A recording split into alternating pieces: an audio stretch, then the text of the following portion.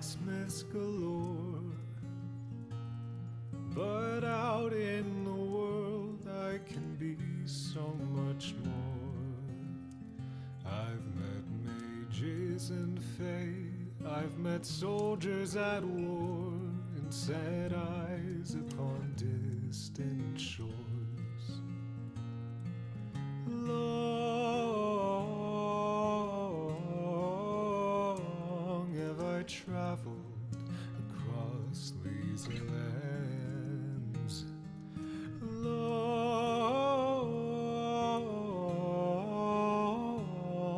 is the journey that never ends.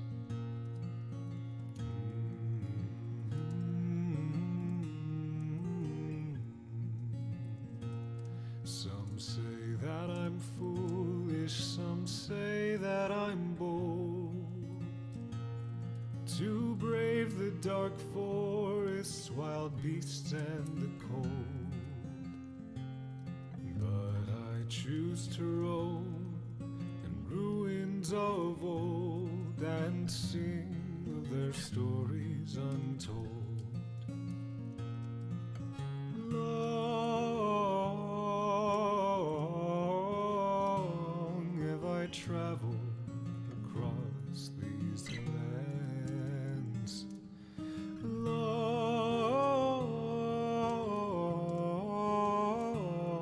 is the journey that never ends.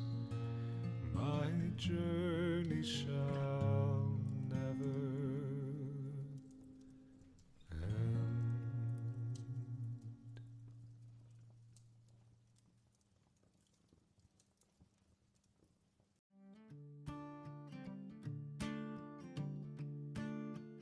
I live the life of the mercenary. I live by blade and shield alone. I do not settle, love nor marry, lest I leave a widow alone. I trek across the land, seeking the jobs for helping hands. If any need a battle to be won, and when I'm given one, I don't rest until it's done. Oh, me, my sword, and my mercenary band.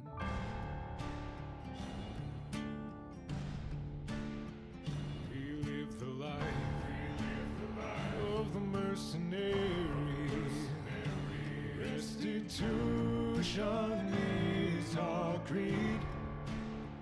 We seek the thrill, gold and glory. It's the only life we need. We trek across the land, seeking the jobs for helping hands. If any need a battle to be won, when we're given one, we don't rest until it's done. Oh, be my sword and my mercenary band.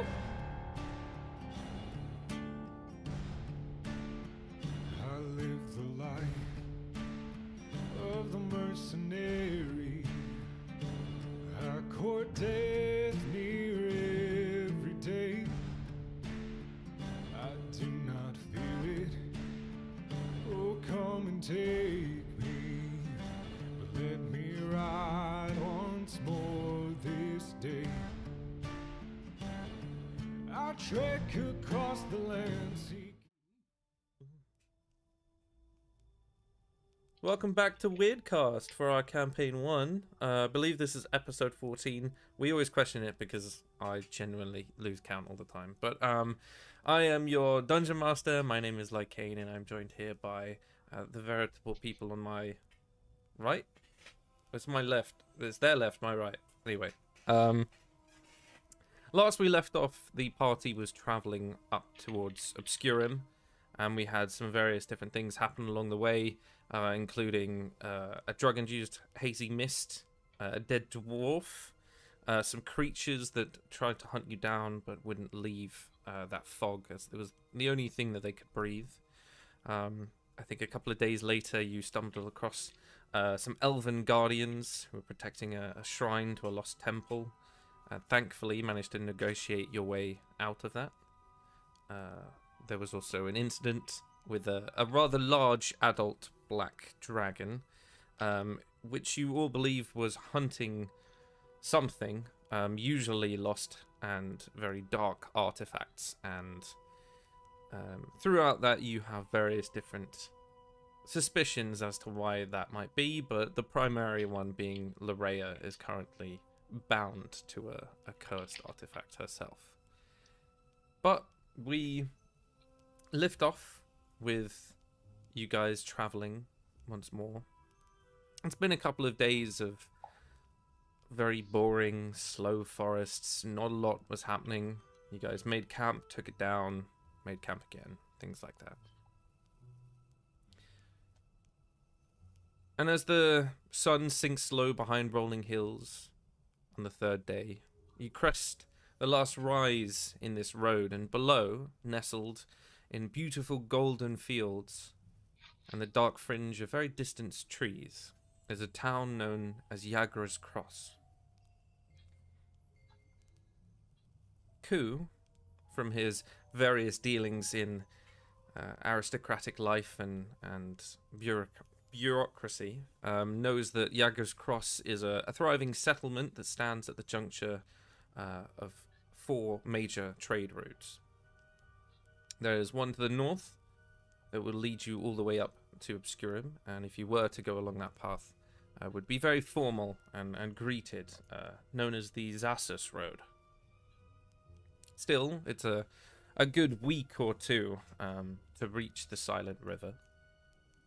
There are 2 roads that split off on the right, one known as the Shyrus Trail, leading up to the city of Ismail, and the other only referenced as the Lost Clock Road. Aptly named because it's very hard to tell time. The thick trees and overleading canopy means that it's very hard to tell day from night and quite how long it takes you to reach the tear-stained wetlands where you saw the dragon fly. The rune-bound roadway on your left is often used as a major route to reach other kingdoms like Southern Nivalir or its partner, the Northern Nivalir, and other various cities that one would meet, but that doesn't seem to be your goal at the moment. You can see in this large but still quite contained town, smoke curls lazily from the stone chimneys, lanterns flicker against wooden beams, and the streets hum with the sound of laughter and bartering and distant music that carries on the air. As you get closer, you begin to see stalls filled with bright fabrics and exotic spices. There's a scent of roasting meat on one of the carts and fresh bread carried on the cool evening breeze. Whereas most towns would begin to fall asleep, this town is alive in the evening, but in a way that welcomes rather than overwhelms. This is a place built for travelers, and where no one is a stranger for much longer. Ahead of you, you can see immediately a very obvious building, large and with double doors and a swinging sign of a copper mug, which you take to be the tavern. This is known as the Copper Flask. Take it away. Are we doing intros? Sorry? I emerge from my shell. I kind of stretch and I crack my back and I go, oh. Hi. Oh. How long have I been asleep? About a week. Did it get cold one night and did I just kind of not wake up for a little bit? Yeah. Seems about right. Okay. Anything exciting happened while I was out? A bit. Overall, we did pretty well. We avoided being shot down by elves, and I got kind of breathed down on by a dragon. Overall, pretty boring. Cool. I guess anybody want to drink? What we got, like 5 minutes sleep for a week. What we have, like 3 more weeks of travel or so, something like that. I think that's a good idea. We've been about a week's away from the last settlement, so we got to stock up as well. And this seems like the perfect place. I also want to figure out what my staff is, if there's a place to. Did you get a new staff? Kind of. I pulled it out from the earth, and some weird things happened. Did I identify it? I don't remember. I don't think so. No. Yeah. Right, if we can find a pearl, I can help with identification, at least for a little bit. But I don't have one on me currently, so we got to find one. Gotcha. They might have one at the. Yeah, I'm sure they might have one at the general store. We can look there tomorrow when they open back up. Yeah. I hop off the cart. Yeah, I hop off the cart and start walking towards the tavern after putting the donkeys and mules up in the stable. I follow. I do the same. Same. So, this tavern, inn, seems to be the veritable heart of this town. You can see different storytellers and a couple of bards sharing stories and drinks, and there is the beginning signs of music amongst you. There's a line of different bottles across the back of the bar, and you can see a lot of people are choosing vast round tankards that seem to flicker with a little firelight. It smells a lot like ale, but it does seem to be a light with some sort of enchanted flame. There's a young dwarven woman behind the bar. She seems to be telling someone off for getting a little bit too drunk, and you can see him stand up from his stool and stagger a little bit as he walks on home, probably to a family that doesn't enjoy his late night drinking. And the common room around you is very lively, with different merchants. You can see a couple of people off in one corner wearing various shades of different armor, one of them sharpening a sword. Seems to be pretty lovely here. You say there's a lot of storytellers there. Do I happen to see Evan, the storyteller we met during our travels? You do not, unfortunately. Right. I just kind of look for a place for us to sit and relax before we go to order some drinks. Yeah, very easy for you to find a seat for the four of you. Maybe one that looks sturdy enough to take the weight of Gio. I can sit on the floor. It's a bit, I'll still reach the degrading. I don't know. I sleep in mud. That's true. That is true. Just be careful when you sit on the floor. You gotta cross your legs. Yeah, I'll do that. He doesn't cross his legs when he sits down. The coat Speak drapes like Pooh perfectly. Bear. All right, what are we having? Anyone any special orders, or should I just take some ale or mead? I'll take a mead and some soup and bread. Choice. I'll take an L and whatever 50 gold will get me in food. All A right, lot. I'll ask him. Yeah. A red wine for you, Koo. Yes, please. All right.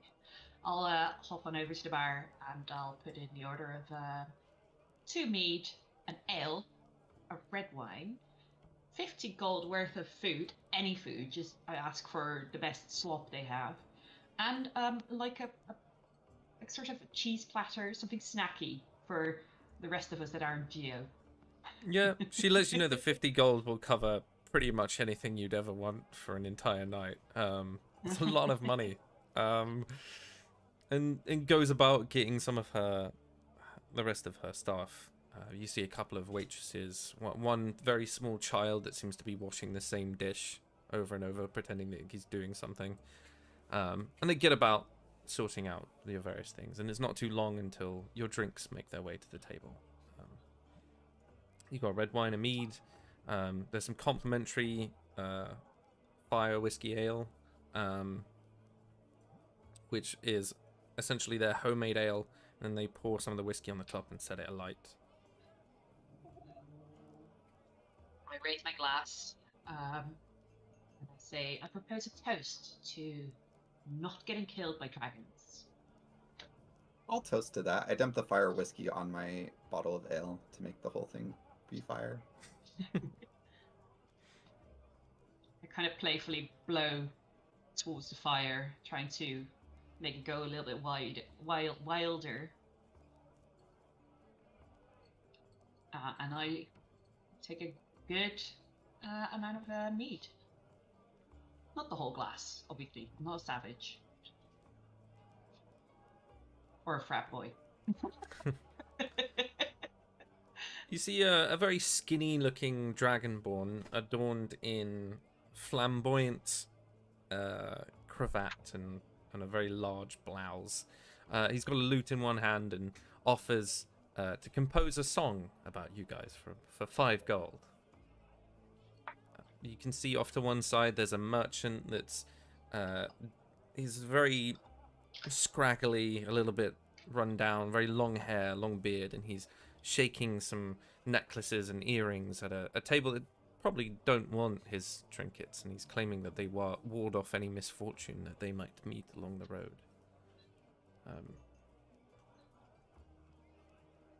What's everyone's passive perception? 14. 11. 15. I knew it was one of you. Yeah, you notice one of the children bumps into one of the customers, and a deft little hand inside one of the pockets before they apologize profusely and sort of backing away. Can Eth in puppet form walk, just like appear like next to the kid and like hold its hand and start walking it towards our table? Make a persuasion check for Eth, I guess. Yeah. Woo, haunted puppet. I need to move my fidget cube.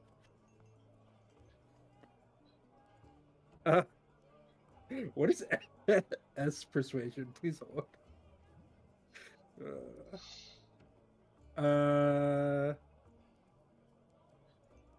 He is not proficient. The F got an 8. Yeah, this kid's like, "Ah!" and then just runs off. Just spooked by the doll. Eth will tap the gentleman on the leg, and kind of point at the direction the child ran, and then turn his little sack pockets inside out on his little outfit. The gentleman quickly like pats himself down, realizes that his coin purse is gone, and you see him run off in the direction of the child. And then Eth just kind of hops up in his stool, takes his mug, and walks back to our table. And just kind of looks happy with himself, carrying this half full mug. Yeah.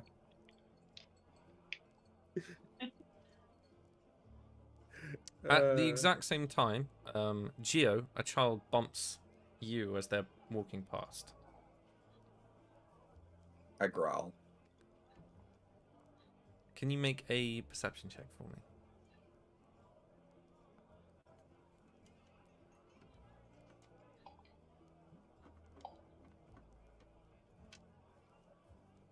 $13. Ignore what I rolled on D&D Beyond. It was taking Alright. forever. You don't really notice anything different. Your coin purse is still there. All of your belongings are still there.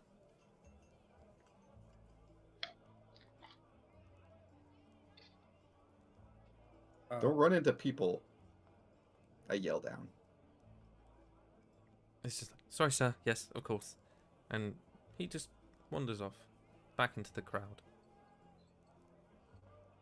It's not too long until vast vats of soup are deposited in and around your table with huge mounds of bread and about 6 baskets of varying meats and cheeses. Almost too much to even fit on the table. Some of it's put on the floor. They seem very grateful that you gave them 50 gold. They don't quite have enough food worth 50 gold, so they just keep replacing anything that Geo finishes within reason. They don't have a casual 2,500 loaves of bread on hand. No, not really. For those watching along, I did the math. A loaf of bread is 2 copper pieces. 50 gold is 5,000 copper, which is so do the math. 2,500 loaves of bread. Hey, look, D&D players keep the economy turning. Yeah, they really do. I just start eating. Yeah, there's just a... I lean over and I go, he's gonna probably eat the bowls. Just a heads up. Sorry in advance. They're just like, okay. I guess And we right can at just that buy moment, some I finish the more. first bowl and then just bite it. Ridiculous. Just kind of picking up the one of the cheese platters, and I take a little bit of cheese and I pass it around, and as soon as it's empty, I just give the platter to Geo. Eat Why- it like why are a you- tortilla. Just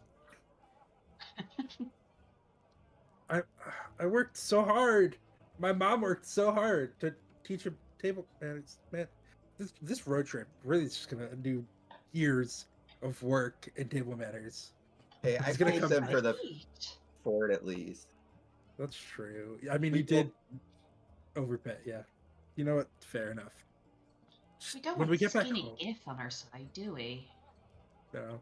Listen, when we get back home, just remember not to eat my mom's plates. She gets upset when you do that. I don't want to make your mom do plates either, so deal. Score. We high five. Blow 5. Listen. I know you're tall, but like, we're at eye level right now. You're sitting on the ground. True. Or at least close to true, because I'm still probably a little bit taller. Like, and how less chaotic was it with me gone for a week? Or just less dumb shit happened? Yeah. It's still dumb. Yeah, Geo we is still still did a pretty dumb, but dumb less thing. dumb stuff happened. It doesn't seem like you have anything else to do other than just enjoy your food, your drinks, chat amongst yourselves, and a couple of hours drift by. You do probably Ku is the first one to realize that you haven't booked any rooms. And should you need them, maybe this place might have some, but it does look very busy. So where you're sleeping tonight does come up in conversation. Oh, yeah. Ooh, great point.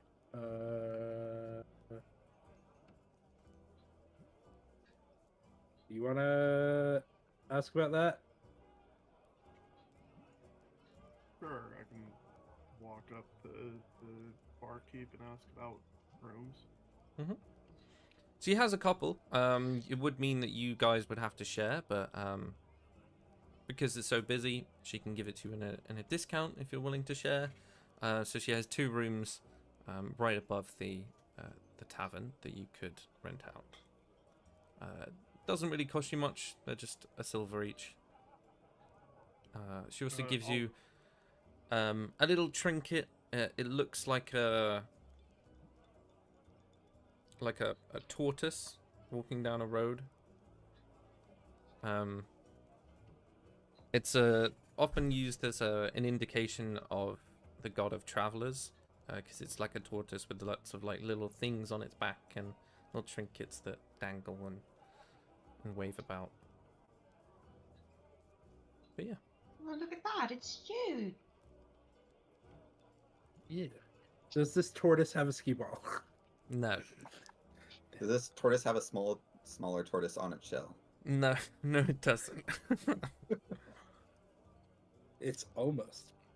It's But I'm the only one. Cool. I'm okay with sharing a room. Yeah, of course. Am I gonna break the floor when I go upstairs? No. You'll be fine. Do you want to be the big spoon or the little spoon?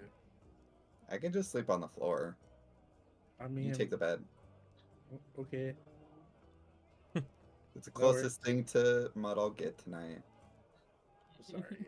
We can play in the mud another day. Cool. Can I pull out my three dragon anti set and start gambling? Yeah, are you trying to with- gamble with your companions or with someone else? With random people, I go into businessman mode, and I stretch my arms and I take out my deck of my deck of cards, and I do fancy card tricks. And I look around for people who might look like they want to gamble. And I kind of loudly go, anybody up for a little three dragon ante? Yeah, make another persuasion check. See if you can drag anyone into your game. Yeah. Bellini is persuasion +3. Okay. That's a 15 + 3, 18.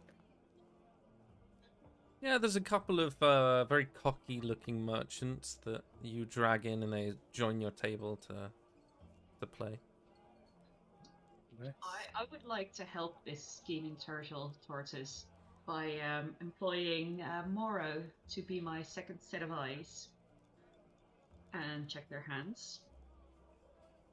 And, I don't know, tap or signal Bellini about hands. It was a card game, right? Yeah. Yeah, it's a card Yeah. game. Make me a performance between you and Morrow and Bellini. Yes, performance is part of charisma. All right.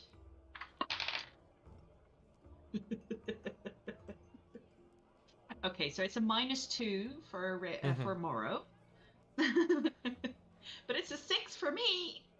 Okay. It's Never had a minus score. These merchants are very put off by having a crow suddenly join the table, and they're all just like kind of shooing, like trying to keep him away with a hand, so he doesn't quite see any of the cards. And I just kind of look at her. I kind of look at Lorena, and I go, "I'm good at just like I give her the eyes of like I'm good at this. What are you doing?" Yeah, I'll play some, and then I cheese up some 3 dragon ante. Keep an eye on your card. Keep an eye on your card. Some quick hands. Are you playing fairly? Is my question. Yeah, Oh, I am. unusual. I'm proficient in 3 dragon ante, and like am good and have bonuses to it. Okay, Which is roll my, me lucky feat. D20. That's a 15 on the die. Okay. Yeah, you win 10 gold off of the 2 merchants. Before they're like, give up, slam their cards on the table, and just kind of stand up and walk away. And I go, listen, it was a pleasure playing with you. We're also traveling, so maybe in the morning you'll get your gold back when we have to buy supplies. And thanks. And Eth goes around with a little sack and collects their gold. He's so I go- creepy. He's just a little haunted doll. He's just a little guy. Just a little guy. Yeah. Everybody loves a weird little guy. Come on. This one just happens to be dressed and a sack doll, just like me. And is on fire. Only sometimes. Only when he feels like it. When he feels like it. Add 10 gold. Listen, somebody's got to finance the party. Does anyone want to do anything else before you turn in for the night? No, I'm good to go. No. So you all retreat to your various rooms. It's very simple, quite cramped. There's 2 beds, one on each side of the wall. Probably just enough space, maybe for Geo to lie on the floor if he wanted to. And You can turn lie on in the for the floor. night? Yeah. Cool. How are you meditating?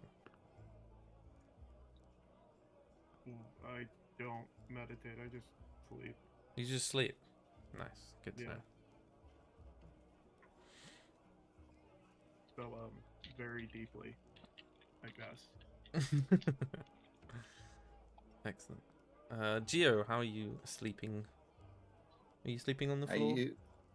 Yeah, I'm sleeping on the floor, but I'm using Bellini's bed as my covers. So I move the bed over me when I'm ready to fall Oh, asleep. right. Okay. That is a choice. It's like when you sleep at a friend's house and they forget to give you a blanket. Yeah. I guess Bellini's just sleeping on the bed on top of Geo, I guess. Yeah. Yeah. Nice. Lorea? I had to check, but seeing as I'm not sure what I am, I just sleep. Regularly. Regular sleep. I do lock the door to the room. I mean, I don't the think town... I thought of that. The town eventually does die down. You hear the voices outside slowly fade. The streets are pretty empty, but for the flickering lanterns.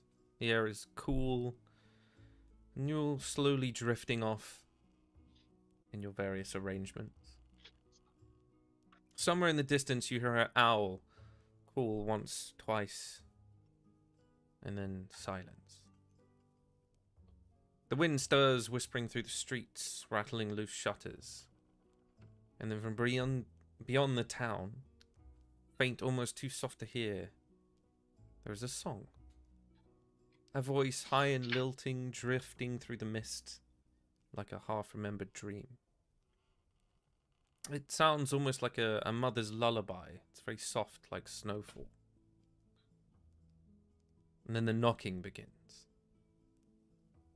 There's a thump, thump, thump.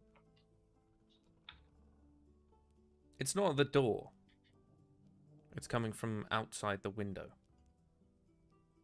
On both rooms. Like something's watching, waiting. Like enough to wake us up, or Yes. I'll look at the window. You can see Yeah. in the street there's a man who's just come out of his front door, and he just seems to be standing there. And then you see another door further down. A woman steps out.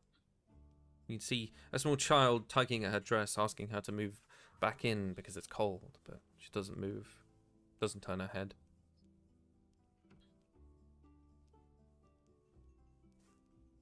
I get immediate like siren vibes or harpy vibes.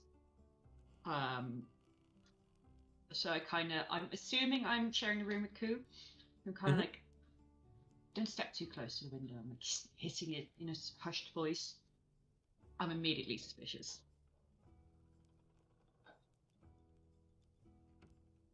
Yeah. I'll make note of what houses they are. I don't think I do anything right away. I gotta press my face against a window like a small child, Mm-hmm. and I'm just like, Okay, make a perception check.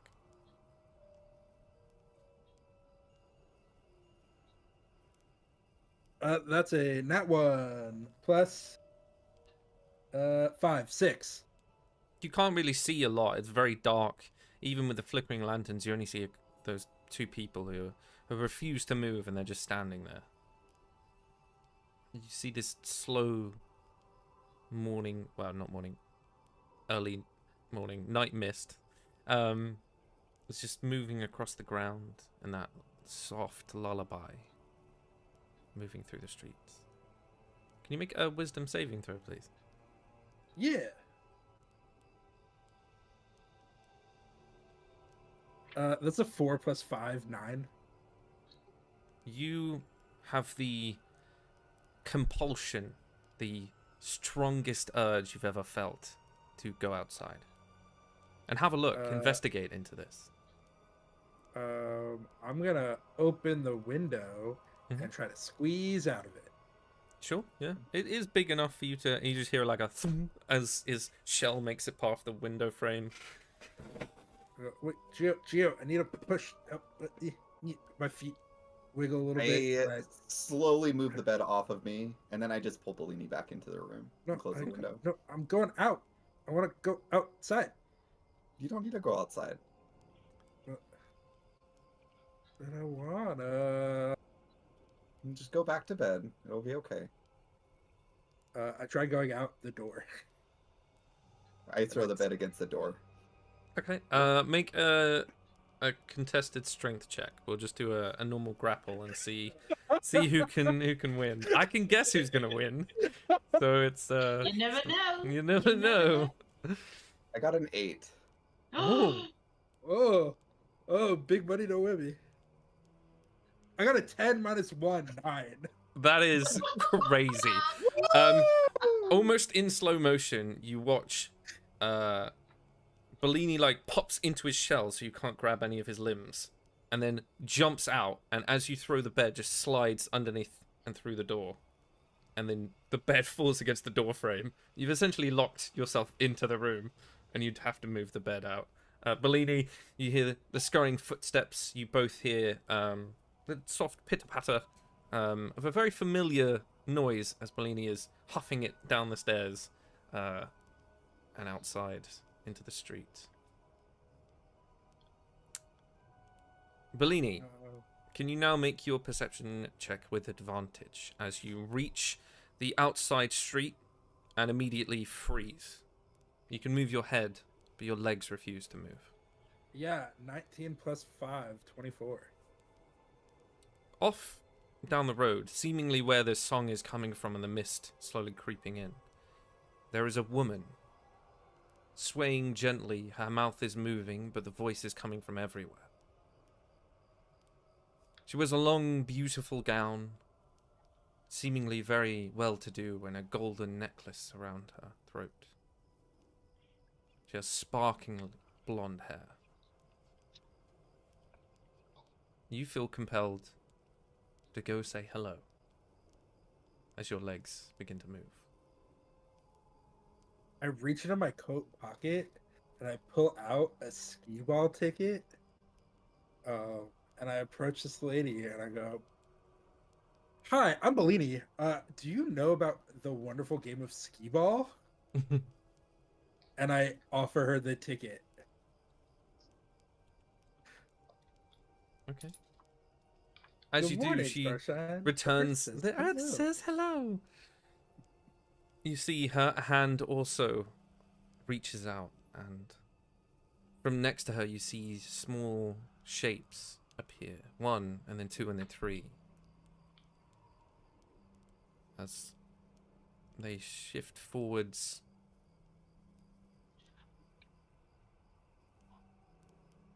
And step around to stand next to her. You can see she's still reaching forwards for you.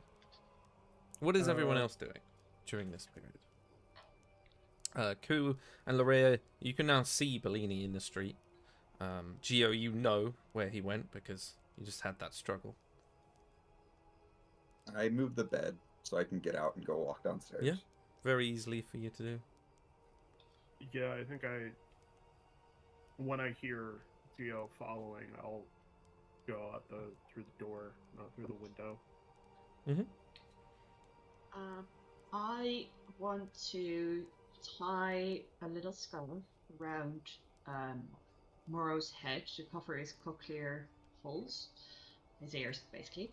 And I want to send him out, and I'm checking to see what it's called. Additionally, as a bonus action, you can see through the familiar's eyes, so I want to gain his eyesight. Okay. So I'm staying in, but I'm sending out Morrow to get a literal bird's eye view of the situation. Okay. So you're Geo and wargaming Ku, the- I'm going to need wisdom saves from you two.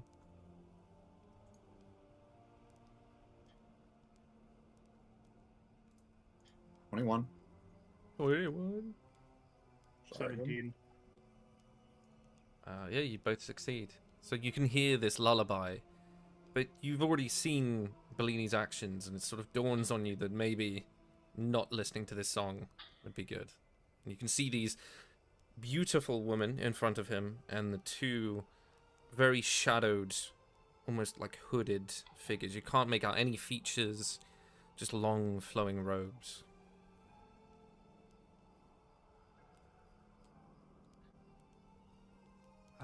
One of them, as Bellini is getting closer and closer, reaches out and grabs him, pulling him closer. Oh, you want to dance? How forward of you, but sure. I do a little two-step like boogie. Like a waltz. Yeah. I know Bellini just woke up Ku, but do you think we should save him? Should we see what happens? We should probably try to knock him out of this.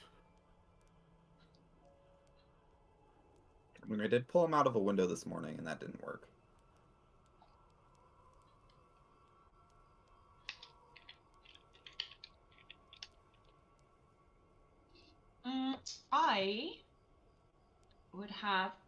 I would like, as Morrow, to swoop in and attack Bellini with a beak action.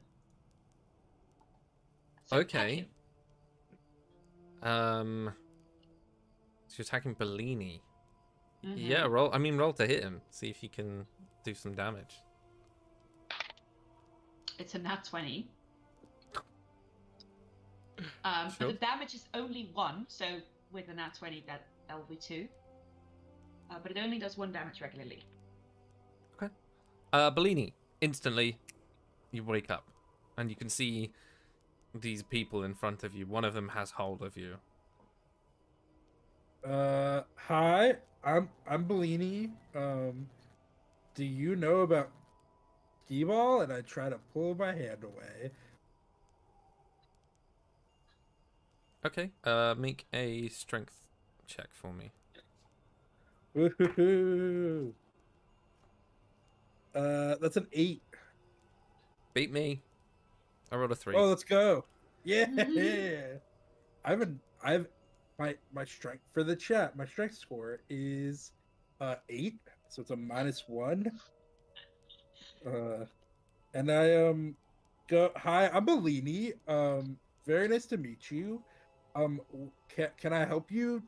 Spooky crowd of people who are just standing in the road as I slowly back away. As you're having that conversation, you can see the woman and the man who had been also charmed. They've reached roughly where you were and hold out their hands. And in one sharp movement, you see them reach out, and this shadow envelops them, and they are dragged. And you hear a soft scream as they disappear. Can I grab the people? You can That just certainly got try. dragged? Cool. What do I roll? So you got to pick one of them, and then make a contested strength check. One of them has a child, right? Yes, the woman has a child, yes. Yeah, I'm gonna grab the lady. Okay. Not the child. No. But I did roll a 19 minus 1, 18. Yeah, you can quickly pull her back and you hear like this soft hissing sound. Can everyone roll initiative Hi. for me? Great.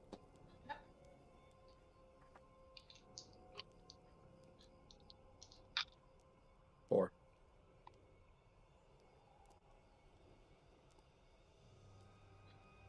16. 4, 16. Yep. It's an 18 for Morrow and a 3 for Larea. I'll say you can both have 18. Why not? Who? That is a 23. Oh, Jesus Christ. You're up first. So I will a shadow grab this dude, right? Yeah, so it's like a figure that all you could tell was that they were wearing a long dark robe and they seemed to blend in with the mist. I will I'll try throwing a psychic dagger at him. Okay.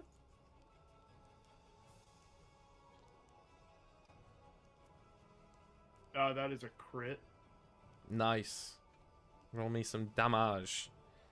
So that's a max roll of any dice that you're using, plus your roll as well. Bellini is like right there too, right?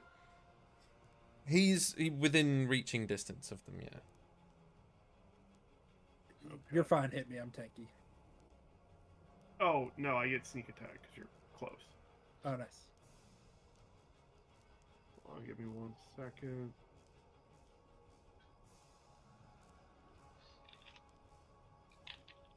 Where is sneak attack die?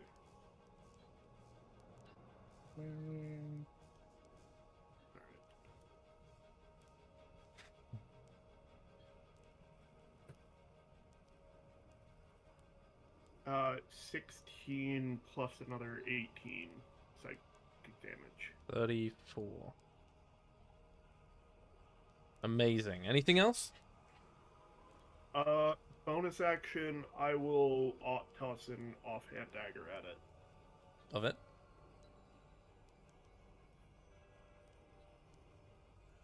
Uh, 13. Does not hit. Alright. And then I'll try to, like, move around the house, get some cover. Cool. Easily done. Larea, you're up. And Bellini's after. Alright, so for Morrow, I would like him to... He's in melee range of Bellini. Is he also in melee range of the hooded figures after you peck them? Yeah, I'd say so, yeah. In that case, he disengages and he flies up 50 feet to be out of range, to not get hit. And that's his turn. For me, I will cast Phantasmal Force at the hooded figure closest to Bellini. That is a saving throw, I believe. Yeah. Oh, sorry. Phantasmal Force. I create an illusion. Mm-hmm. So I will create... I'm going to create a duplicate of Bellini to confuse them. Okay. And they will need to roll an investigation check. That is a 3. They do not pass. They think there are 2 Bellinis. Nice. Anything else? No, that's... Well, I'll move out of the window to have cover. And that's my turn. Bellini, you're up. Cool. I am gonna go. Can I see the dude? So I've grabbed this lady. Is she still like enchanted or whatever? It would appear so, yes. Great. I am going to summon F behind all of these people, Mm-hmm. so that they take it, so that they have to make a each creature within 10 feet of the spirit other than me, when it appears, must make a dexterity saving throw, or against my spell save DC, or take 2d6 fire damage. Can I summon it in a position? Because I don't want to I don't know how many hit points these villagers have, and I don't want to just straight up murk Not a them. lot. Yeah. So can I position it so that they, that all the spooky people get hit and not the villagers? Can I summon Eth behind them? Make a perception check with disadvantage. Yeah, You I can do can't that. see past them. That's the issue. That is 2 nat 20s. Fuck me. Yes, very easily. You can just see like the glint of what used to be the road, and you remember it from the day before, so you can make a good enough judgment of where to put that. Cool. They all now need to make dexterity saving throws. Okay. I have Let's a fucking go. 14. My spell save DC is 13. Damn. Oh shit! Fuck yeah! Woohoo! That's fine. They still take 2d6, or they take Ah, half. fuck. I think. Let me double check. Summon. Oh no, they don't take half. Sorry. Cool. Or take 2d6 fire damage. But that is an action.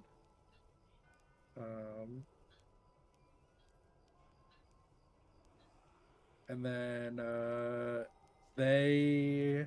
F gets to go though. So let's fucking go. And I'm gonna pull this lady away, and try to like bop her on the head, like gently, so Okay. that as a bonus action. Can I bonus action like try to bop her on the Yeah, head? yeah, that's pretty simple. Yeah. Shake her out of it. Yeah. Cool. Do I need to roll for that? What could we do for this? I can roll a hang claw on. attack. Yeah, you see some clarity come back to her vision, and she gasps and begins running back to her home.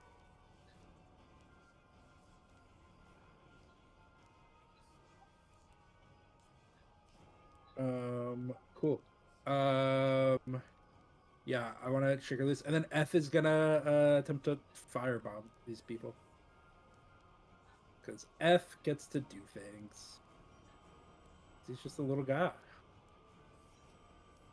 Boop, boop, boop. They need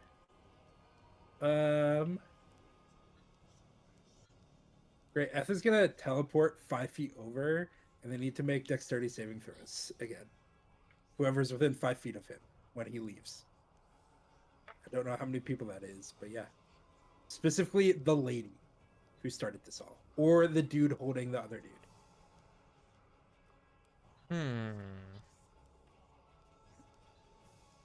I can't see how they're clustered, so. No, I was just thinking because you already used your bonus action. Oh, I can't command F. No. But he does take the dodge action, so. Yeah. But anything else? Are you moving away? Or are you gonna stay? No, I'm just gonna set the lady free. Okay. Right. One of the shadows that Q hit is gonna go for Bellini. That is a 17. Yeah.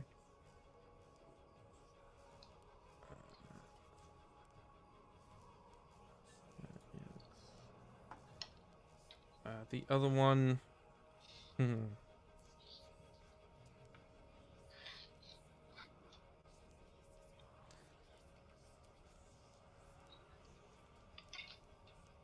Actually, yeah, the other two you just see sort of phase out of your vision. But with the dude or no? The guy's gone. You heard a scream and then no idea. But the other two sort of robed figures disappear, and the one in front of Bellini tries to hit him. You quickly pop your head into a shell as a claw goes scraping past. Geo, it is your turn. Can I see the guy that's trying to hit Bellini? Mm-hmm. I'm going to cast a firebolt at him. That is a 16 to hit. Hits. That is 8 fire damage. Awesome. You watch him erupt into flame, and the robe drops to the floor, just singed. You still can't see any further than where Bellini is. It's all just darkness and mist. You see part of it flickers, almost like you can see through it, just for a minute. That one is dead. And the other two, currently, you cannot see them. Anything else? No, that's everything. Cool. Two.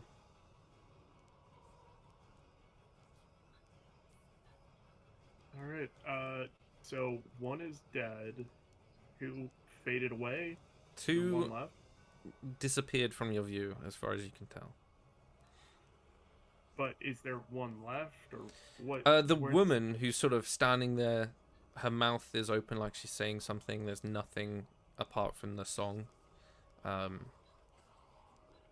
Make me a perception check. Sure.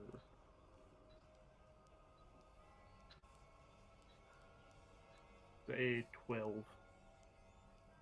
Good enough. You see, like a flicker in her face, almost like she's made of flame. Like if you saw a reflection in a glass window. You know that she's not real.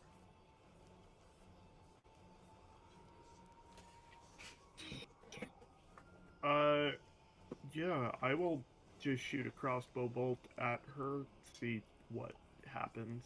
Yeah.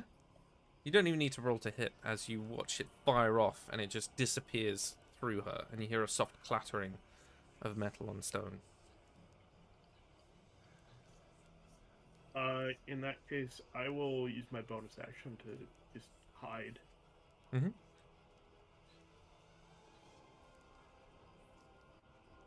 Cool. Lorea and Bellini, what would you like to do? If you want to ready an action or set something up. So the field seems clear now. Both the villagers have fled. The woman has seemingly disappeared, as well as the hooded figures. Yeah, it's two of the figures just faded out of your view. Right. Moro is going to fly a little bit lower, but still be pretty high up, like 20 feet high maybe. Mm-hmm. But he will go the opposite direction of us, and he will use mimicry to mimic the song. And I'm not assuming it will have the same effect, but just sort of as a confusion ploy. Okay. I like it. Very nice. As for me, I'm just going to ready, I think, an Eldritch Blast. Awesome. Bellini? In case I see an enemy pop.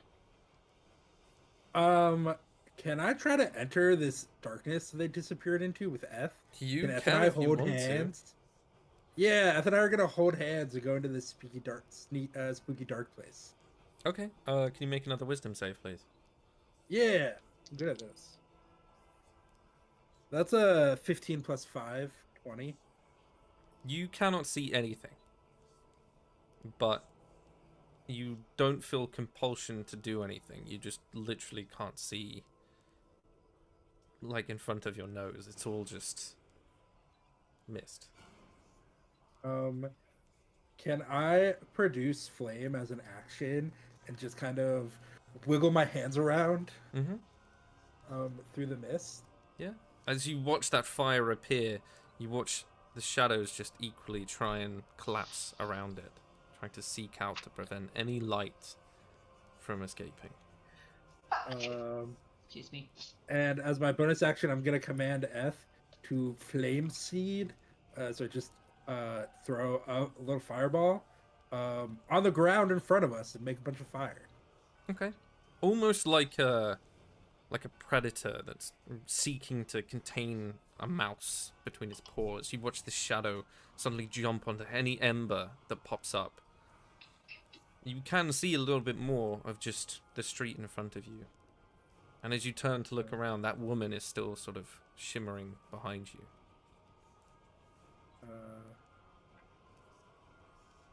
Well, that's my action, bonus action. I'm gonna take my flaming hand and like wave it at her. Labrea, can you make a perception check for me? Yes.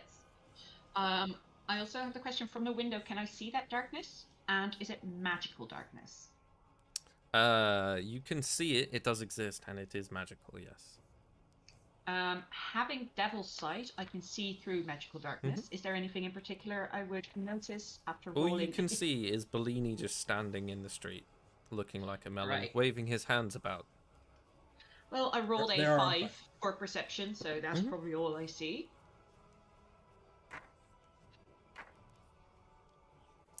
You take 9 points of damage as you feel a very sharp blade enter behind you, and a robed figure materializes. Mother. Ku, as that happens, and you see Bellini walk in, you see an eruption of flame, and almost as if to try and put out that light, it took away something else. You see the shimmer of a robed figure off to your left as it's trying to get to you. You have an option to do something if you wanted.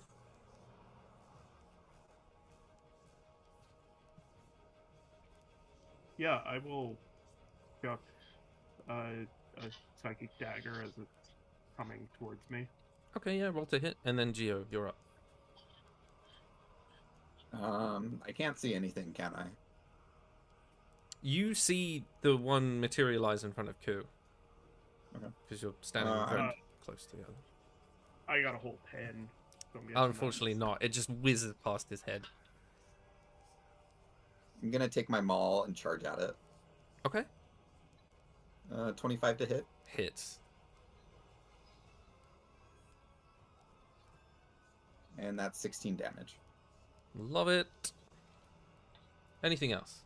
As you see that maul actually connect with something physical that this robe creates. I'm just going to yell at the top of my lungs to try and scare it. A nice deep growl. Okay. Yeah, that makes sense. There's just no reply. Just standing there. Hey! That's That video of hey, what's your name? Earl. Fuck you, Earl. And Lorraine, you had readied an Eldritch Blast, right?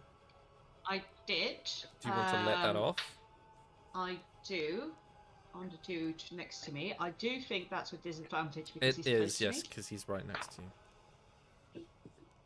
Well, that's a 7 in that case. Yeah, as you feel that blade, in an instinct, you turn around and just let loose that magic that shoots through part of the door opposite, and there's like a hole, and you see like a small face like peek in and be like, ah! And then peek back and sort of run away.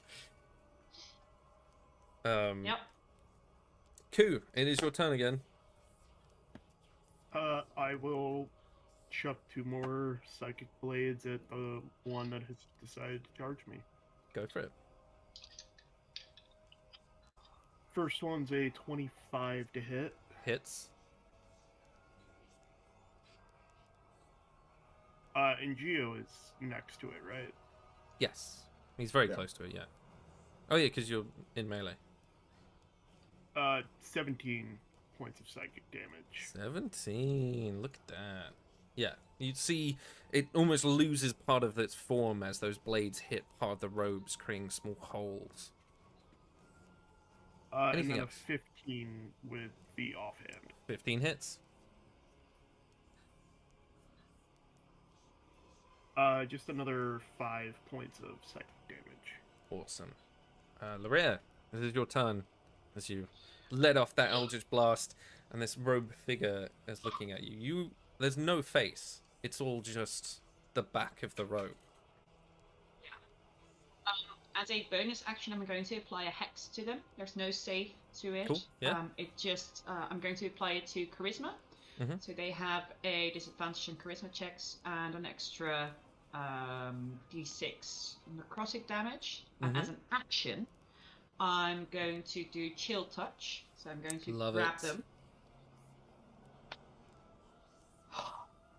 And I miss because it's an 8. Unless they have really low AC. No. No.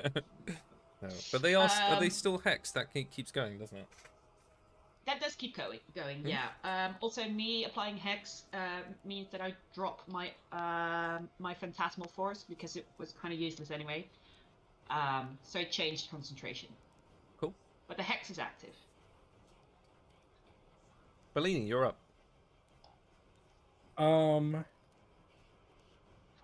So there's one next to Ku, one next to Lorea, and there's this lady who's still singing. Yep. And is she the one who I like tried to wave my hand at? That was that Ku shot an arrow or Yep. dagger through. That was. Can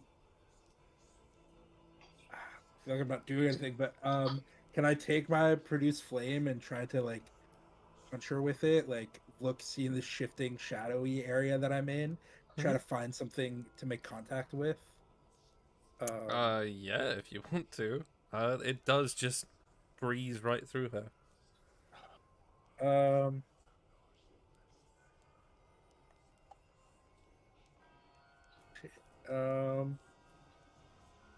I'm just gonna teleport from in the shadowy area to like the other side of her and try to hit whatever's in the shadow. They need to make DC.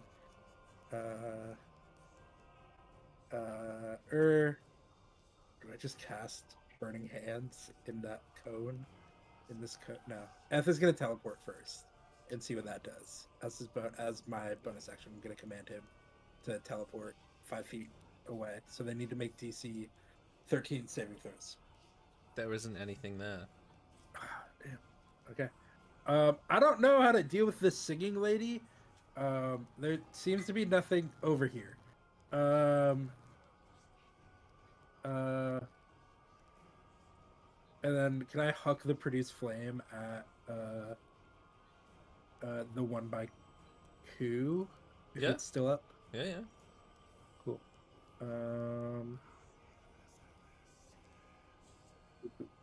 That's a d20 plus.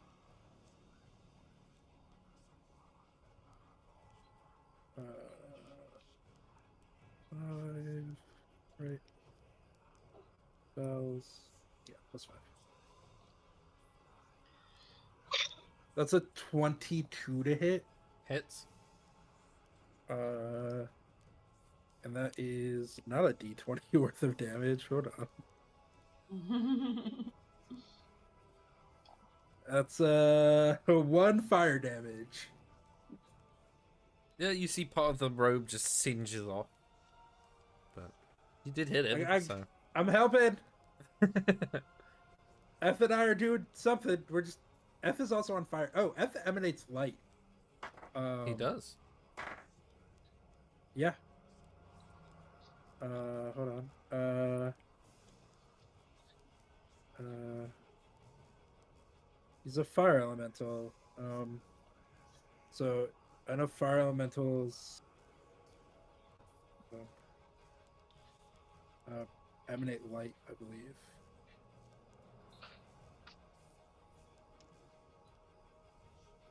I might be wrong. I might be remembering fire elementals incorrectly. Fire elementals, I think, do emit light. I don't think wildfire spirits do, however.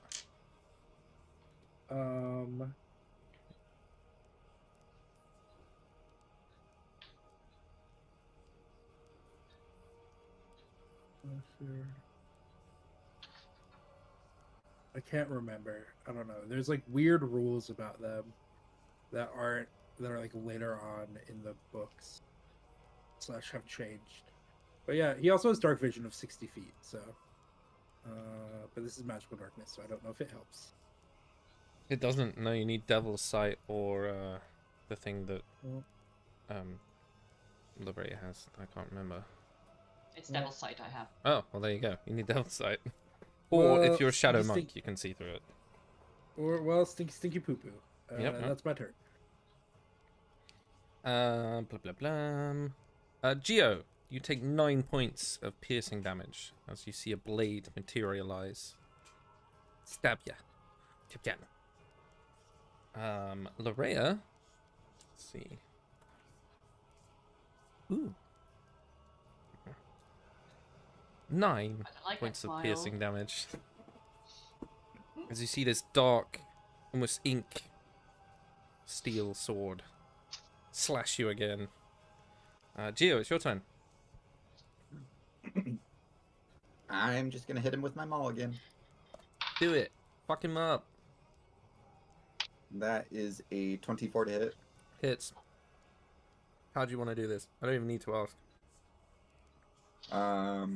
Gio's a little mad because he is connecting, but it doesn't feel like he is. Mm-hmm. So this time he's gonna really just try to shred the robe with his maul, and he just goes back and forth, swinging until there isn't a rope left. Yeah, there's just like a shimmering tatter of material. Doesn't seem like anything's left afterwards. Only the entity that's with Lorea back in the room, it seems to be remaining.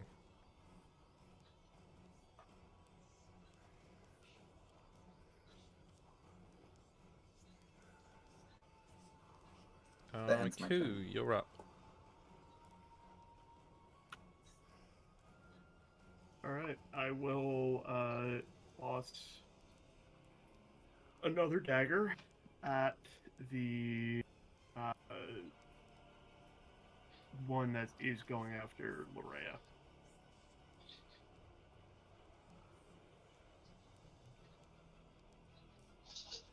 Uh, 25 to hit. Yeah, that hits.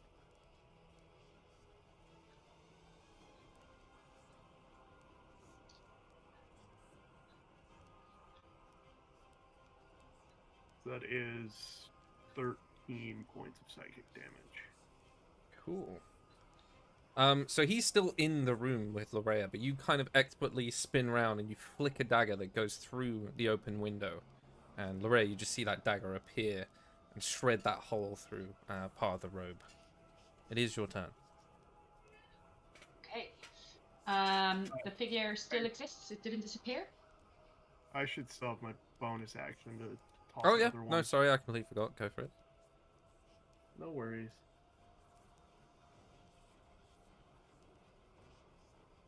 It's just an 11.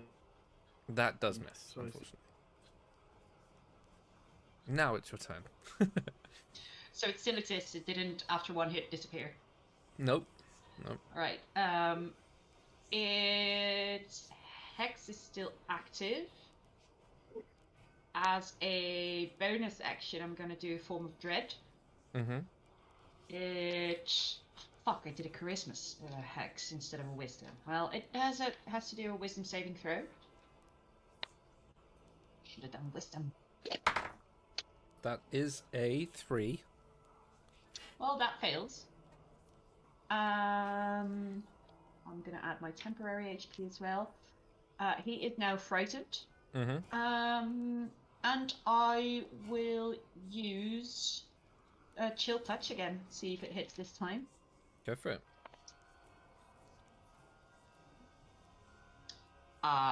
There's a 9 hit. No. That's Unfortunately my not. turn. But I as saw you Morrow. Well, Morrow's outside. Never mind. as you do activate that. that form of dread and you see the long sort of curling ram horns appear, this robe just drops to the floor. You are all out of initiative. Huh. Huh. Is the mist still there? It is still, but you can see it slowly begin to recede, and that darkness is beginning to come inwards.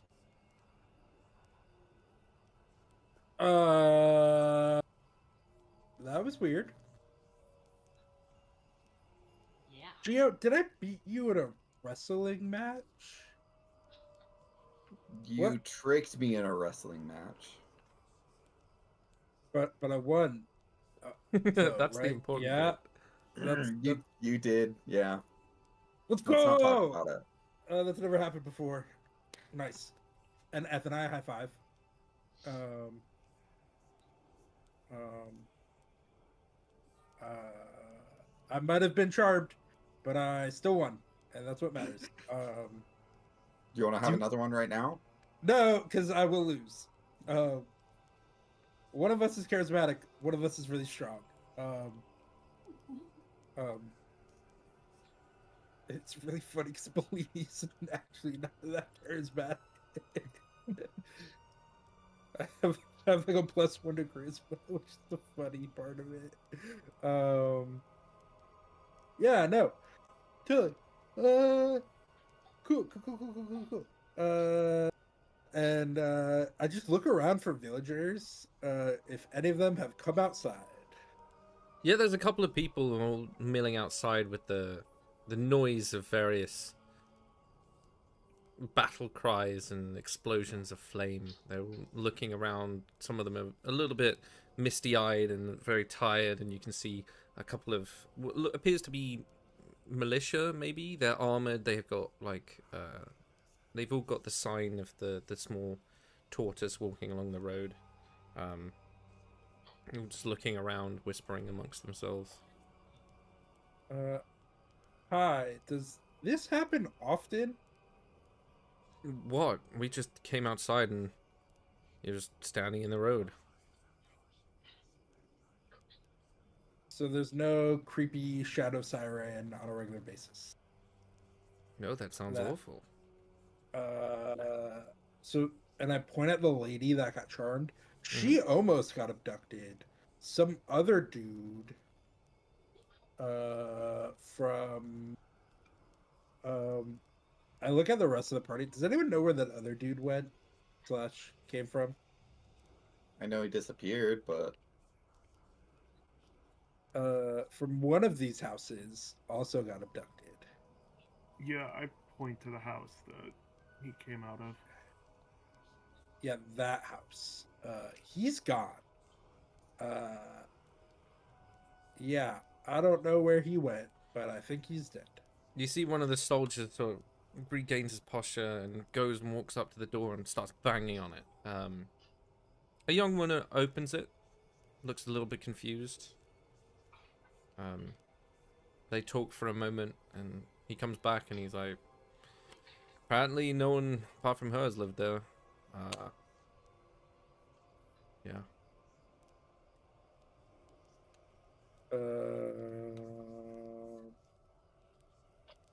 Is the woman I rescued like somewhere? She's still there. She's standing near you. I look at her and I was like, I'm not imagining things. Like, we were both charmed, right? Like, we almost got abducted by weird shadow monsters, right? She just blinks. He's like, I don't know what happened. Something tried to grab me. Yeah. I look at Geo. Geo, you got stabbed, right?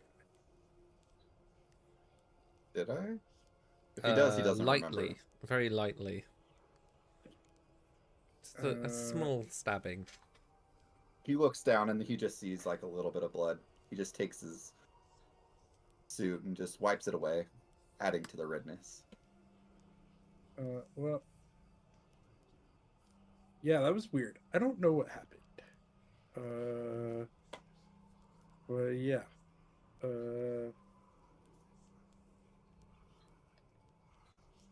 Yeah, I don't know. That was weird.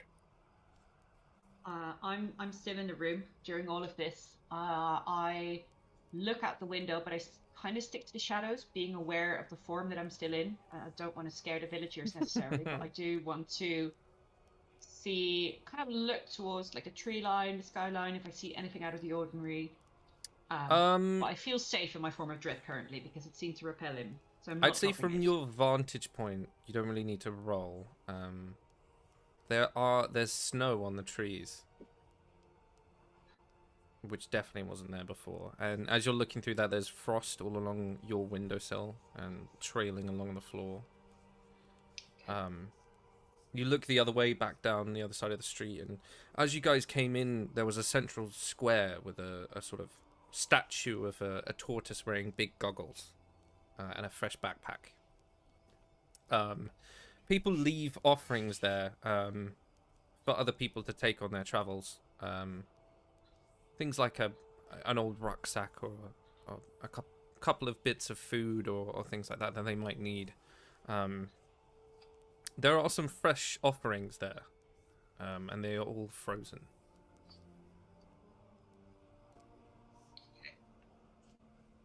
I retreat to the room and I wait. I just wait this situation out. I'm not going out. Probably a good idea. Hmm.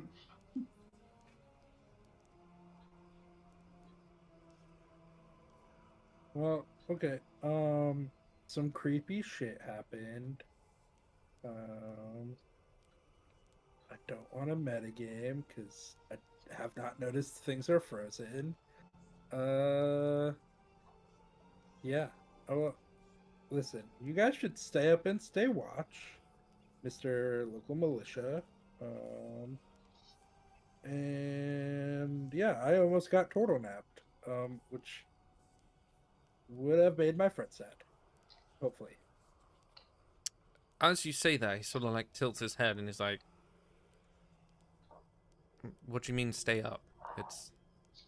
And he's like questioning you. You can see like the small brightening sky of the morning.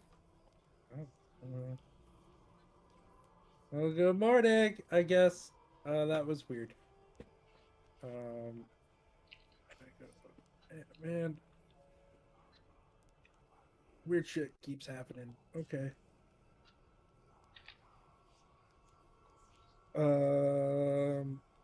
Well, I guess I'm just down a wild shape until we short rest. So, cool. You see I the look at woman, Eth and I go, the woman that you rescued, Yeah. sort of clasps your hands in hers. Look, if you could find out what did this, I will pay you. Like, pay. I'm a big deal. I'm a singer, but anyway, that's not important. I can pay you if you can find that. I don't want that to happen to me ever again, ever.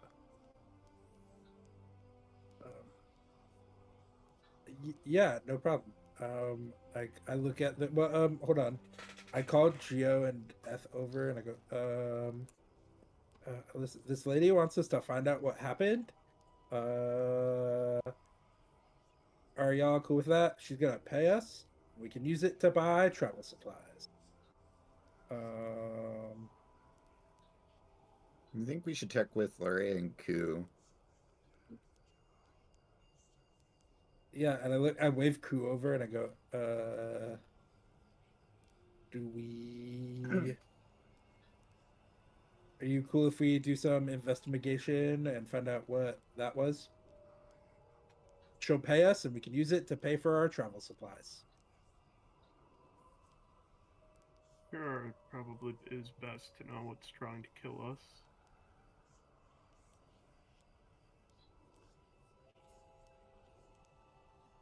As long as I get to fight people, I'm okay.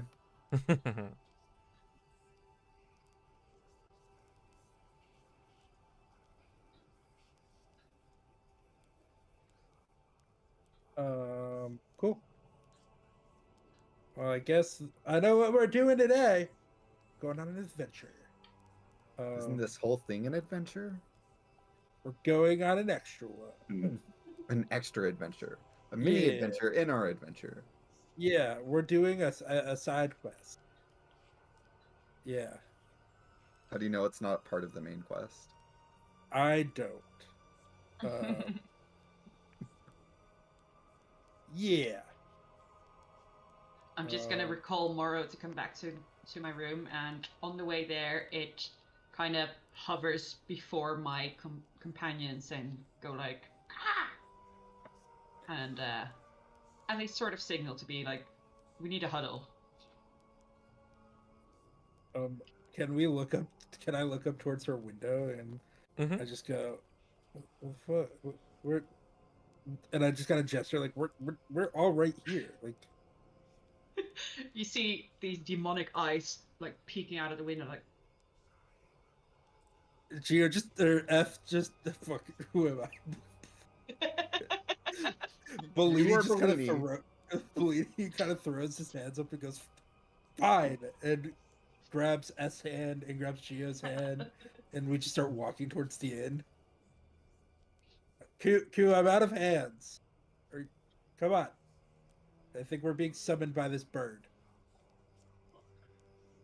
Bellini is like very, both like, he's just like, this bird is here now. Even though he like fully knows it's Lorea's bird, he's just like, I had the market on the little guy, on the weird little guy, on the companion. Mara's an asshole. Yeah, You that's the other didn't thing. experience this, but when they were camping, someone stole their gold, and then they were like looking around, and they thought it was a lost traveler that had spent the night with them, and then Morrow started dropping gold coins on Ku's head, because he Yeah. got bored in the night and started to steal everyone's coin purse. Ravens are really cool and really intelligent and assholes, frankly.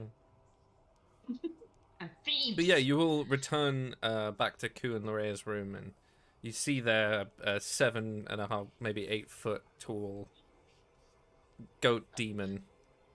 It's like hunching against the ceiling. And speaking very casually, but in like that demonic voice, like, listen, guys, who you? And I'm going to continue my normal voice now, just for the sake of the clarity. You saw where that man came from, but they claimed he never lived there. You're absolutely certain that was the house he came from, right? Yes.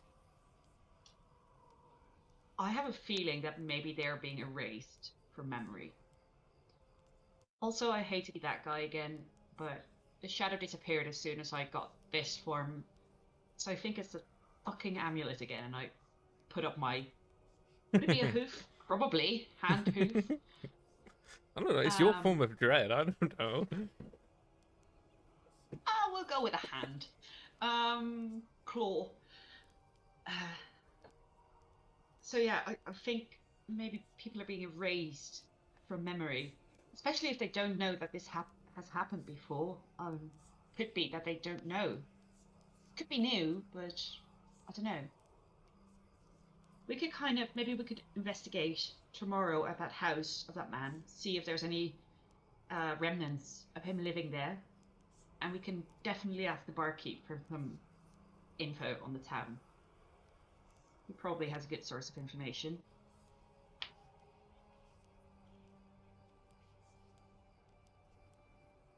Because whatever this is, either it's going to haunt us and follow us, and we need to know what we're up against, or it's going to continue tormenting this village, and I don't think we're the kind of people that would leave that just be.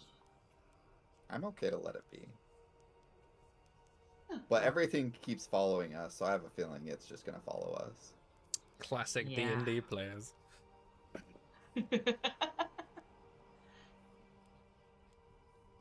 I'm worried about the first option as well.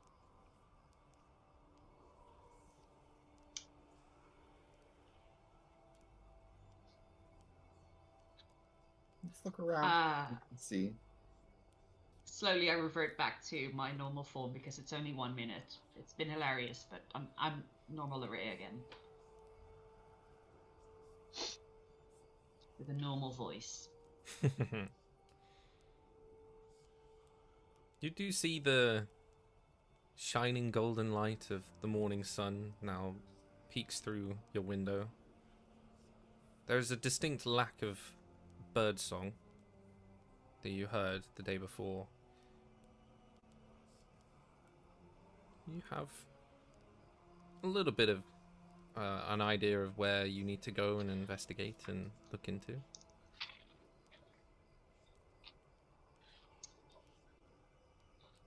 How are we doing with the rest? Is this a short rest, a long rest?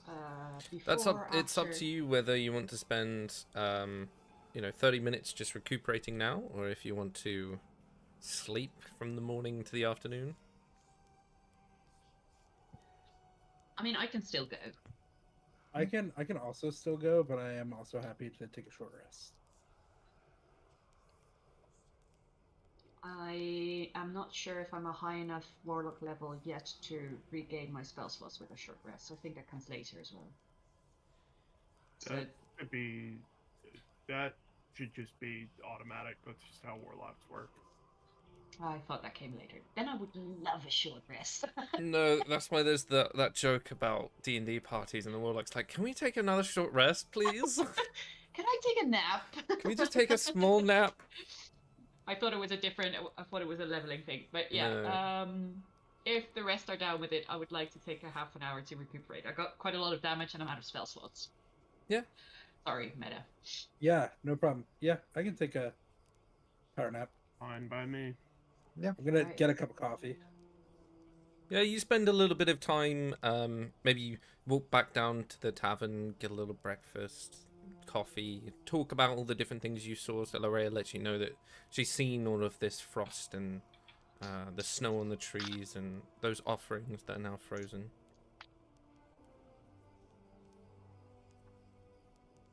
I have to take this phone call real quick. So It's all right. continue. I can still hear you, but I'm just gonna turn my camera off.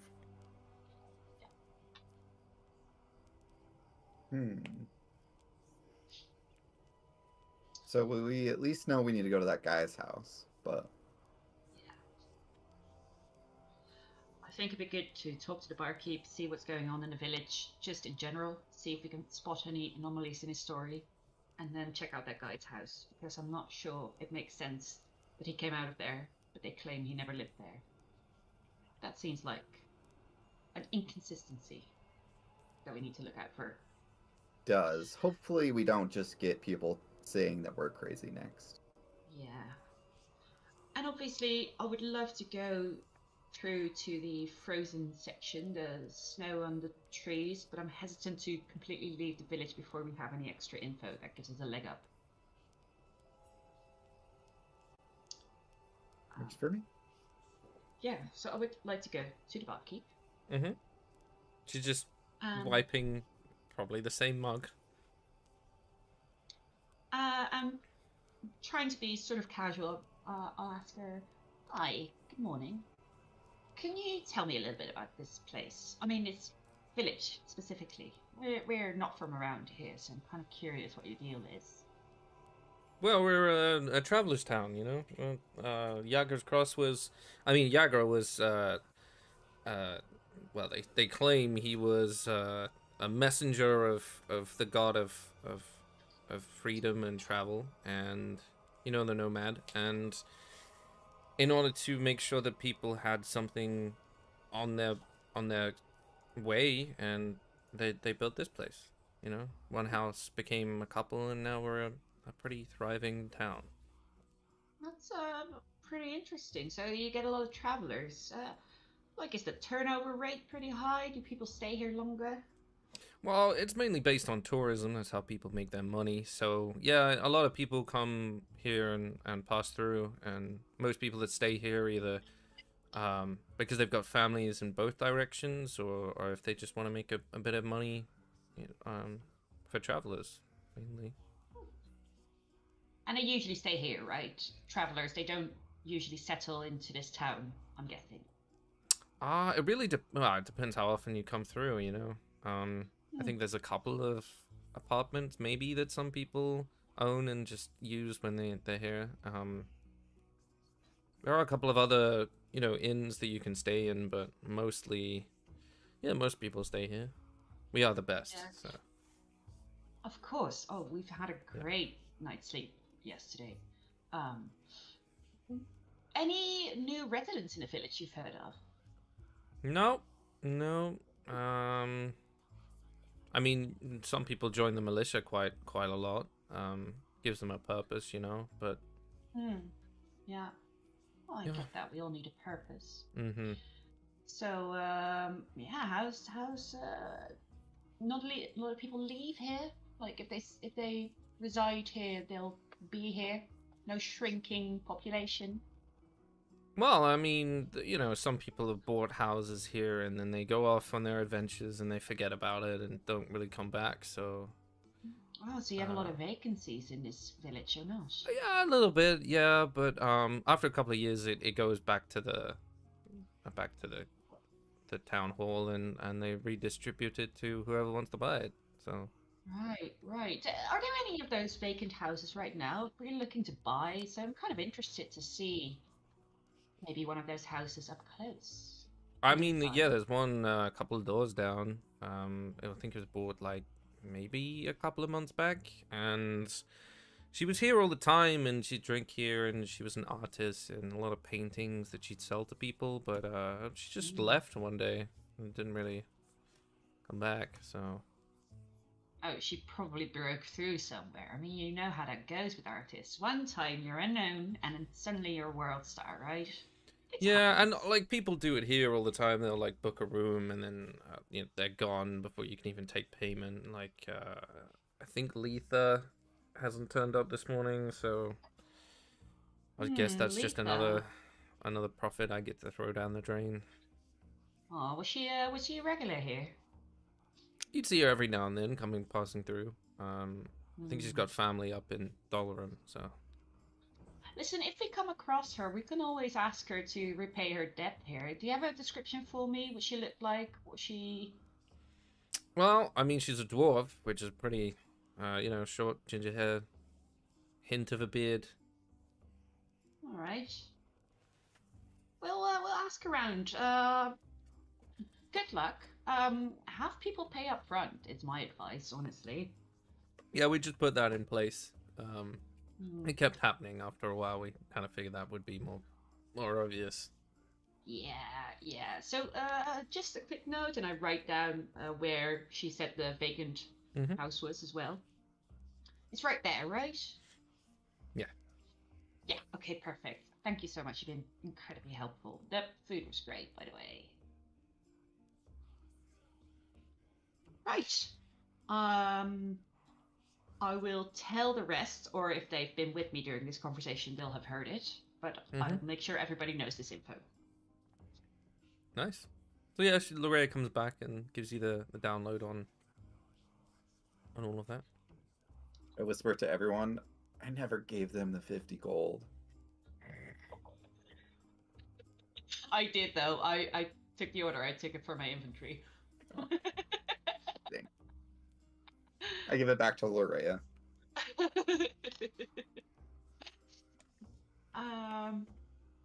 Right. So you got a couple of leads, guys. What do you think would be wise to pursue first?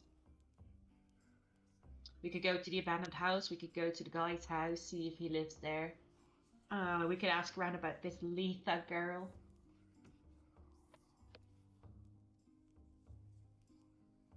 Oh, we should probably go to the missing man's house first, see Yeah. if there's any sign of him there, and then the abandoned house isn't going anywhere. We can head Sure. there Hopefully. after. Definitely. All right, let's go over there then. Yeah, you make it. You know exactly where the house is. It was just across the street, and a little bit further down the road. Knock on the door. Yeah. Yeah.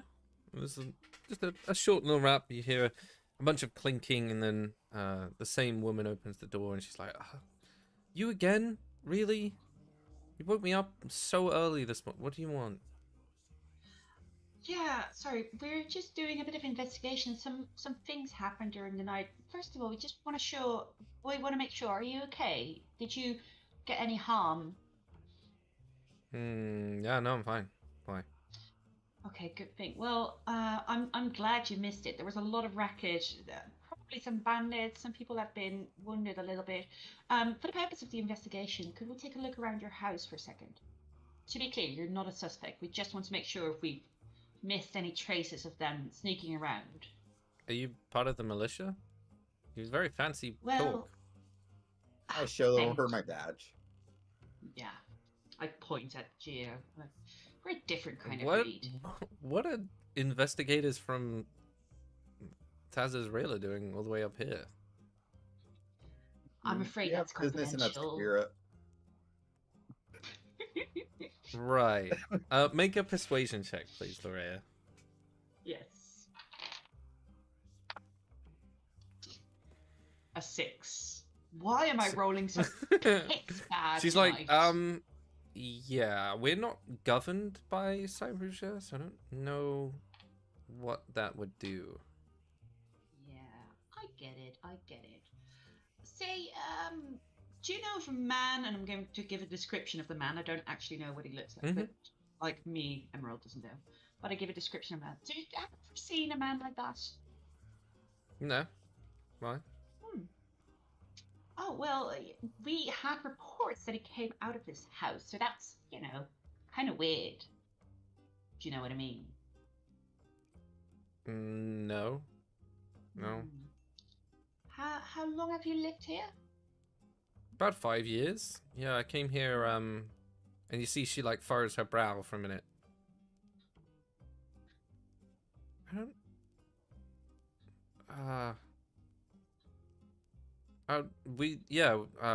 I came here about 5 years ago. Do you have any kids? No.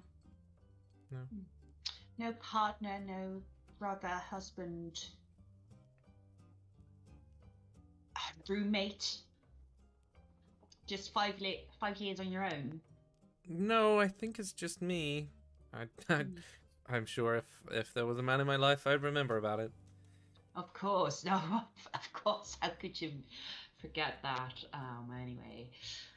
Okay, well, good to know that you're happy and unharmed. Well, if you do change your mind, we would love to do some investigation. Just, you'll know where to find us. We're pretty... we're not conspicuous, so... I'm pretty Kuz, sure you'll can know where to you find us. make a perception check for me? After you're done yawning.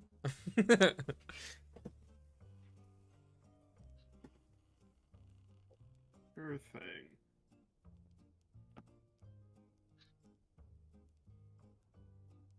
Six. Okay. This home is very well furnished, very cramped. There's a lot of different like stuff lying about. Very cozy, not cramped. Very cozy. You're just looking around to get a lot of homely vibes.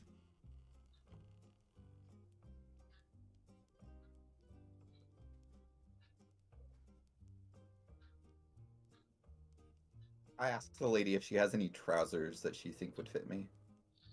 She'll look at you a minute. She's like, I don't think they... I think you have to have those specially made. There's like a tailor's up the road if you do want some trousers. You don't have any? No, your legs are massive. But you don't have any that are bigger than you. I mean, I can go check if you want. She just Yeah, if you eyes could. you up for a minute, closes the door, and then you just hear her walk off. It's a couple of minutes and she comes back sort of looking at this pair of trousers. She's like, I don't think these will fit you, but they definitely don't fit me. Do you know why you have them? A spare for someone, maybe? You never know what you might need, I guess. You don't think it has to do with that man that we're looking for and he just so happened to leave him here, do you? No, if I had a man in my house, I think I'd remember. But where the trousers were, weren't there shirts and robes of similar size or stature? Hold on. And she shuts the door. And then a couple of minutes go by and she opens it back up again. She's like, are you a magician? Like, is this like a thing? Is this like a special act or something? And she's just got like a pile of folded shirts and trousers. No magician, but I can do this. And Geo holds out his hand and then all of a sudden a skee ball appears. Wow, that is... So is this like a entertainment thing? You'd be good. You should like... for everyone that comes through, you could put on a show. She sort of hands the shirts and trousers and stuff, offers them towards Bellini. Like, would these fit you? And I kind of hold them up to my waist, and then I look at the like part that would overlap by my shell, and I go,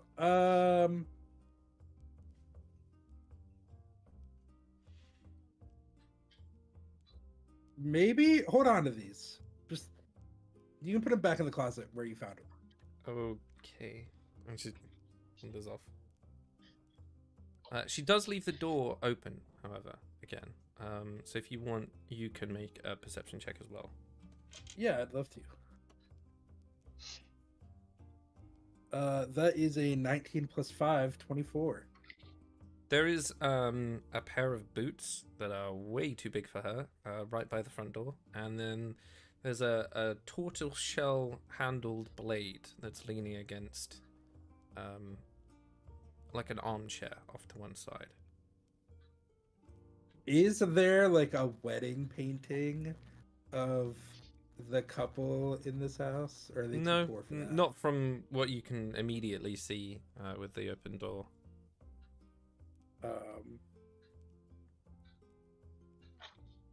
F is still up.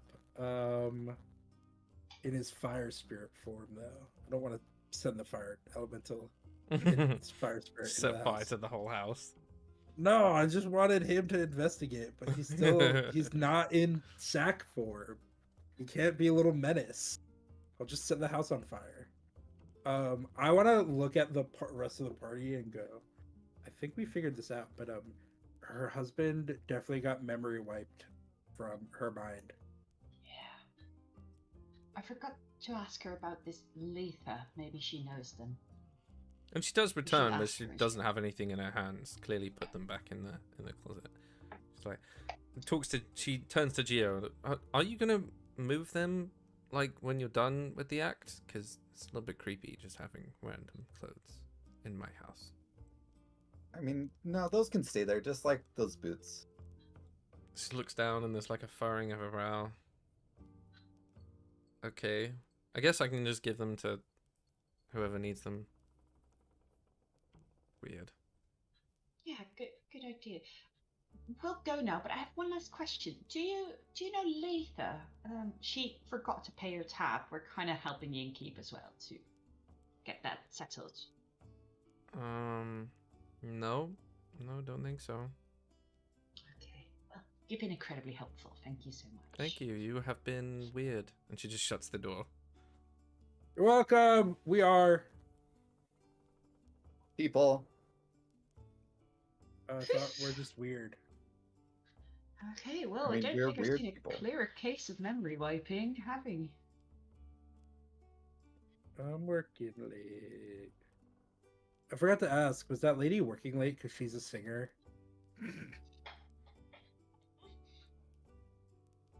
No, she's not the singer. Oh. It was the woman with the child. Yeah, Ileana. Not that Oh, anyone asked her okay. what her name was, even though I prepared all their names, because someone always asks for whose name it is. I was on the phone. Shall we check out the abandoned house next? Yeah! Guys, I have a weird amount of energy today. Maybe it was the week you this- spent sleeping. I'm not the stealthiest, but I am all for just breaking into this house. If we have to go through the town hall and ask permission, that's just taking too long for me. Let's Is just there ask any for objections? forgiveness. I'll just walk through the Exactly. door. God, I knew I'd love you when I was traveling with you. Can we have Ku try to pick the locks first? Because when Oh, you yeah. kick the door in, it is going to make a mess. Well, I love messes. Yeah, but when we're trying to investigate things, we want to see it as it was before we kick a door down. Yeah. Fine. I will I'll just find throw a door you speedball can. at it. I'll find a door you can kick in later. Okay. Just commissions a door frame to be made. Just Yeah. a door frame. Yeah. Luria, yeah, you lead everyone up to where the house is, and it looks fairly well maintained. It's a delightful little cottage with a nice garden and a long winding path. The gate's open, and there appears to be a piece of parchment on the door. Nothing you can see that seems malicious in any way.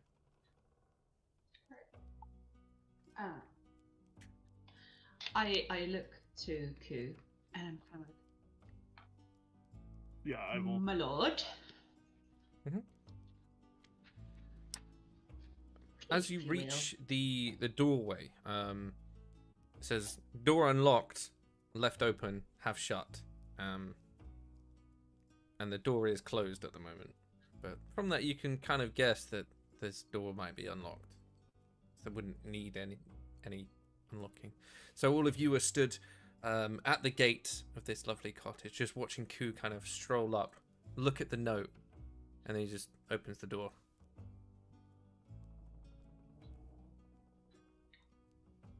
I'd like to do a check around to see if anyone notices us while we presumably enter.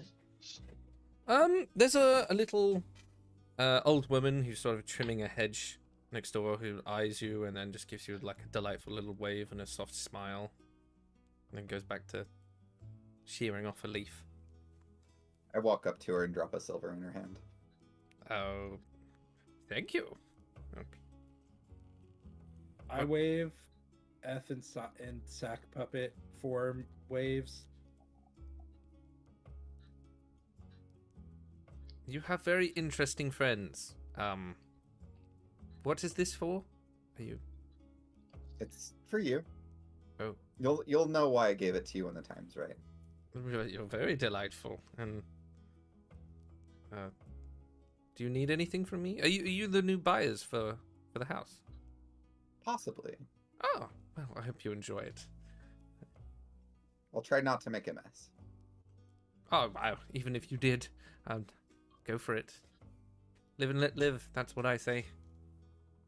Do you need anything from me, or can I go back to my gardening? Go back to your gardening. Okay. It looks quite delicious, by the way. And he walks away.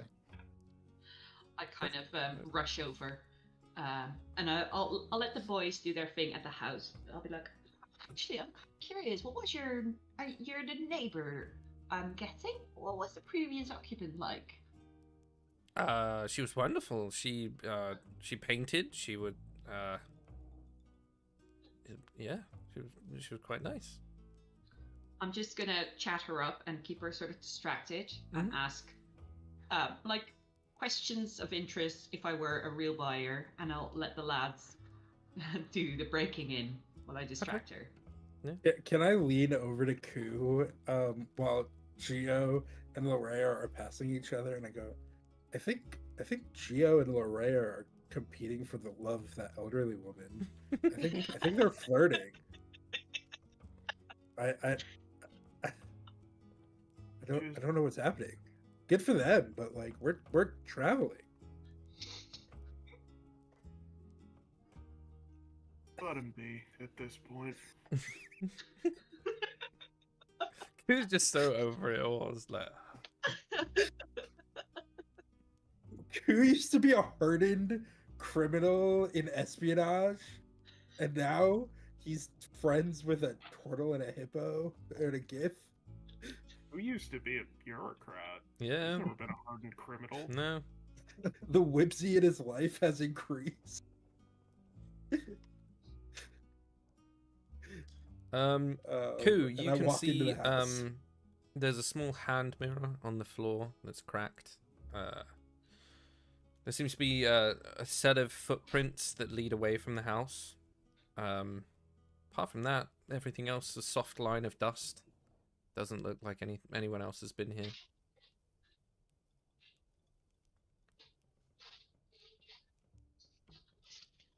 I will avoid looking in the mirror and just point it out for everyone. Mm-hmm. Nice touch. But there's a bunch of cut like, out, so I don't know what you described. there's a hand mirror on the floor that's cracked. Oh, cool. By the doorway, and there's a set of footprints that leads out of the house. Most of the house is pretty normal. There's a load of easels and canvases and some finished and unfinished paintings in one of the rooms. Everything, like I said, has a very thin line of dust everywhere. But you have free reign just to walk about, and they're pretty good pictures, actually. A lot of landscapes. Hey, Bellini, do you think your mom would like any of these? And I point out one of the paintings on the walls.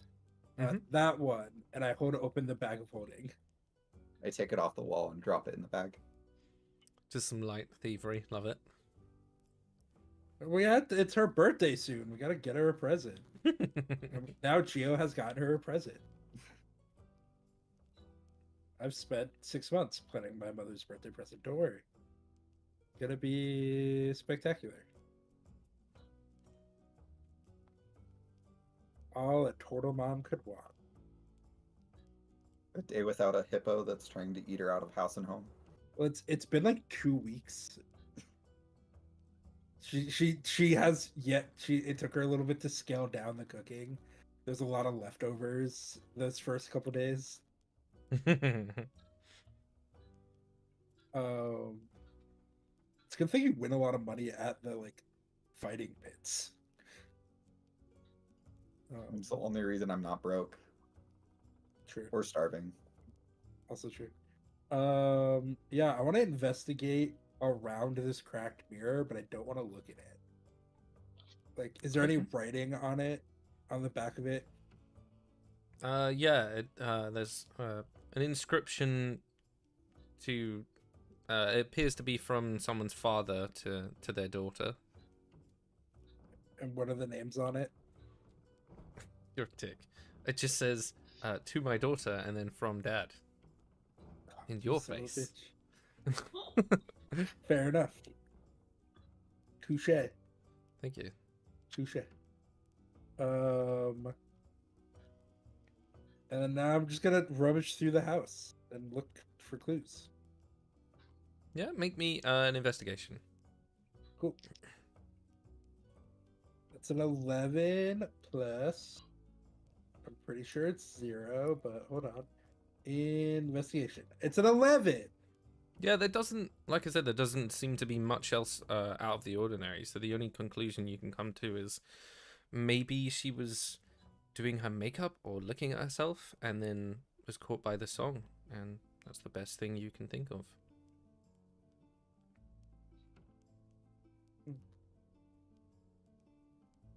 Well, I found nothing, but Gio got a birthday present for my mom. So, successful. Don't you guys think it's a little weird that there's people that remember her but don't remember the guy? Yes. Yes. Were there Was it- signs of, there were no signs of a struggle, right? She just like walked out. Apparently so. Okay. I mean, we Does can it- follow the footprints outside. Yeah, does it look like someone's been in here recently? There's a couple of footprints by the front door, and it looks like whoever put the note up must have discovered that the door was open. But aside from that, no.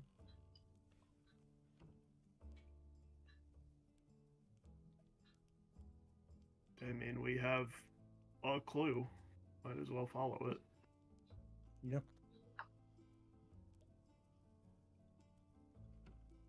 I look at Ku and I go, lead the way, because I'm lost. My 2 brain cells only know how to do 2 things. Skee ball and or 3 things. Skee ball, 3 dragon ante, and high 5 F. And then F and I, high 5. She has been acting too smart today. This is Gio is smart, probably.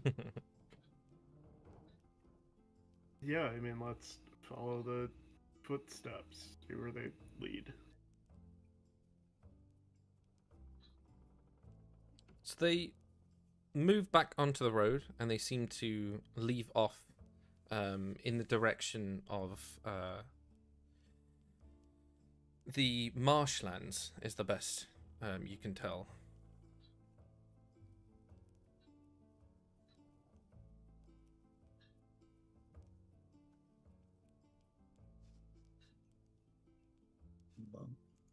We're going to the marshlands. I get to play in mud. Told you.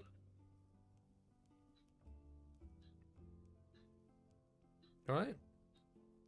You will begin to follow these footsteps, and after a while, they seem to leave off, but there is some sort of pathway that it looks like you should be following.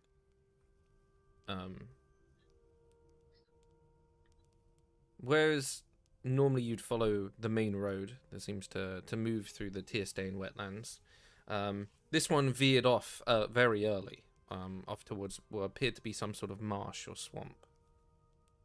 There's a small dirt path and a slow rolling fog that looks very familiar. The temperature is unnaturally low, and there's a faint echo from deep within the forest, almost like the trees are singing. Nominate someone to make a Arcana check for me.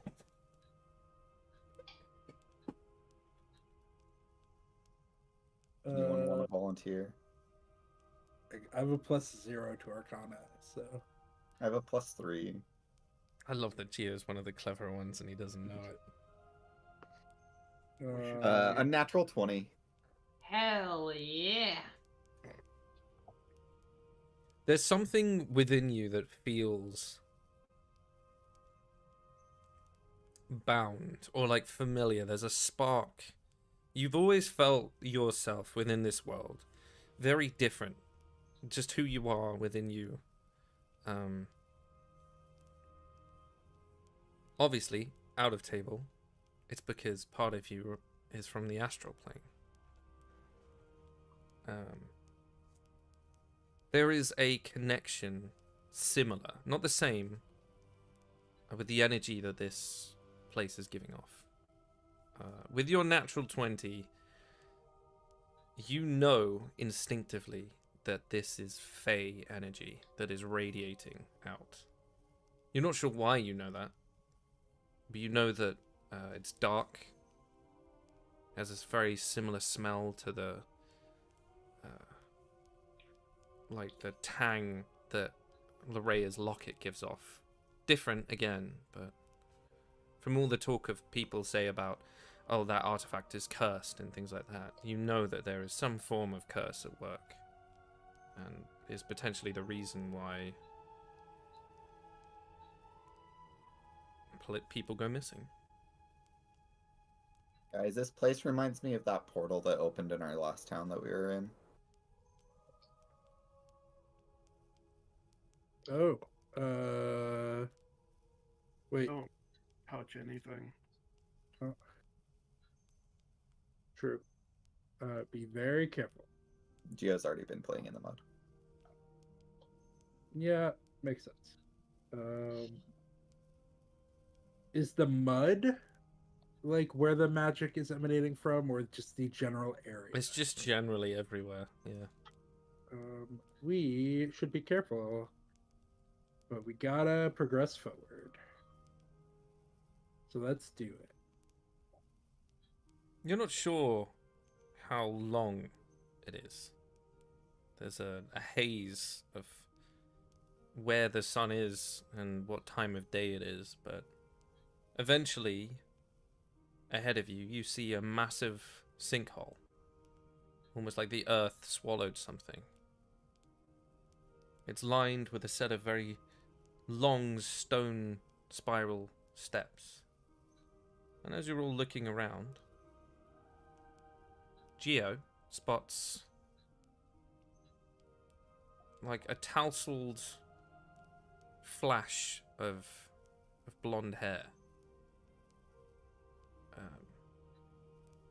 There's a small woman crouched low. She's adorned in very simple leather pants and a nice beige blouse. You can see smatterings of paint all along the rim of her cuffs and up one part of her, almost like she slipped and fell in it. She seems to be crouched, watching the sinkhole. I think we just found our missing person. I call out, Letha? Are you Letha? Can you hear me? Hello?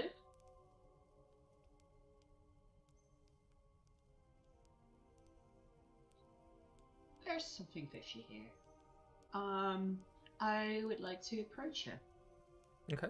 As you get closer, there's an ever so slight glint of sunlight that passes through the thick overhead canopy, and it bounces off her skin, almost like diamond.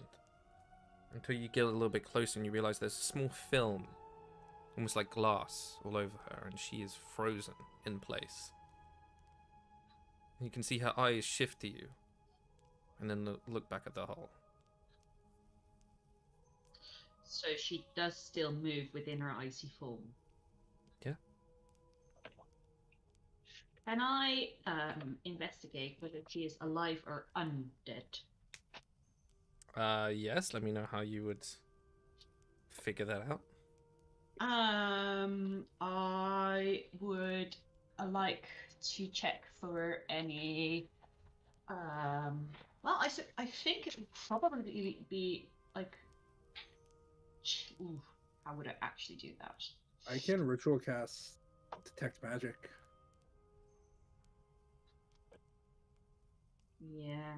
I'm kind of lacking the knowledge of corpses in real life. I'd probably check her skin, see if there's any pronounced veins that would have pooled blood in it or something. Yeah, no, I just needed to know what you'd be, like how you'd be doing it. So roll me a medicine check and I'll let you know what you can. I don't expect you to be a scientist at this. I gotta be in the know about my character and what she knows. Come on. I rolled a 14. So I'm checking her skin to see if I see any signs that corpses usually have, like pooling blood and pigment drain. Yeah, no, stuff like that. her skin is vibrant. She has a blush on part of her face. She's very much alive. All right.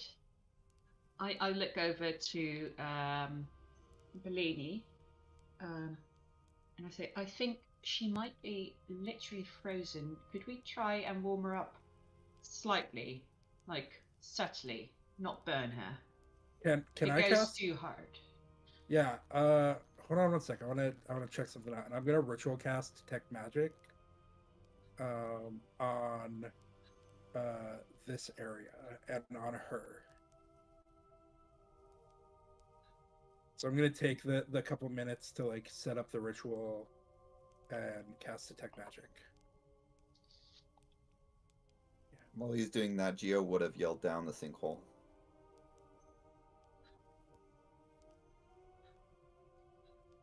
Okay. And I want to see the faint aura around this woman to see what kind of magic this is. So the best you can tell is it's a cross of different schools. The most it is enchantment to force her in place. And the other two is mainly evocation and abjuration to sort of contain her in one place.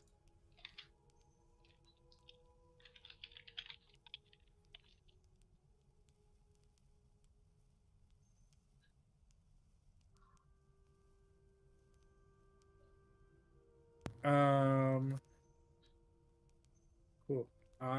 So it's abjuration and enchantment to hold her in place. Can I produce flame, one of my cantrips, and slowly attempt to defrost her? Yeah, make me a dexterity check and see how well you can do it without burning her skin.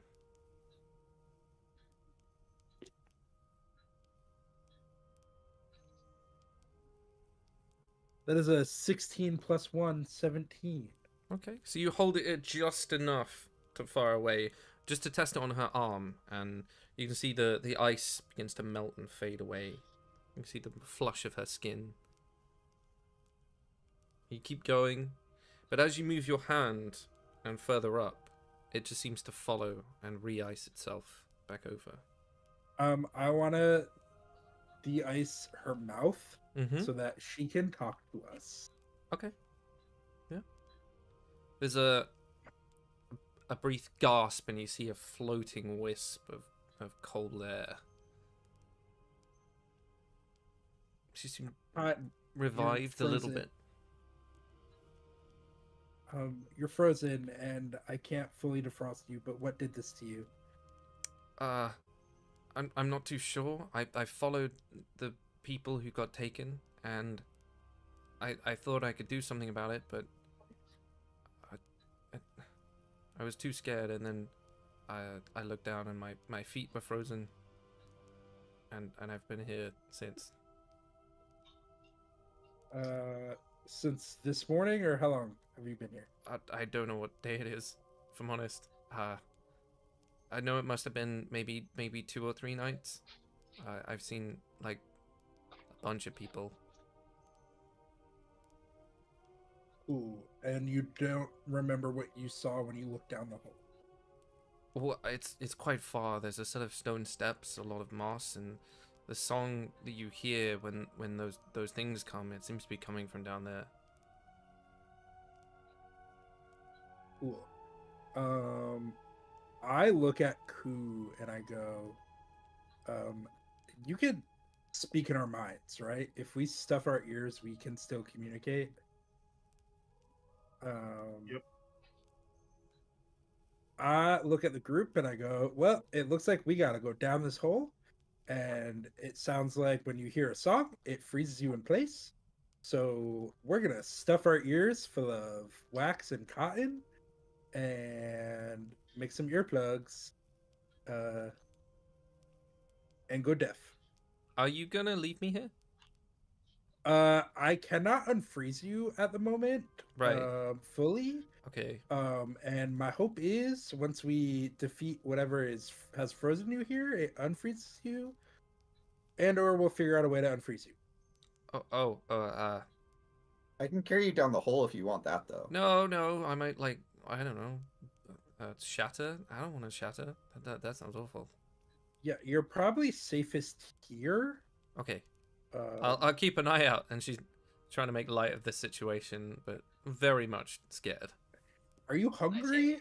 Are you thirsty at all? I don't think my body has woken up yet. Cool. I don't quite know how this works. I'm just an artist. Cool. So here's the deal. Sorry, what's your name? I didn't Mine? ask. Yeah. Vila, why? Javila, well, our hope is to save you, and if we die down in this hole, that will suck, and you will be stuck here for a very long time. So while you ponder that information, we're gonna fill our ears so we can't hear things, and then fight whatever's down this hole. Oh, okay. Yeah.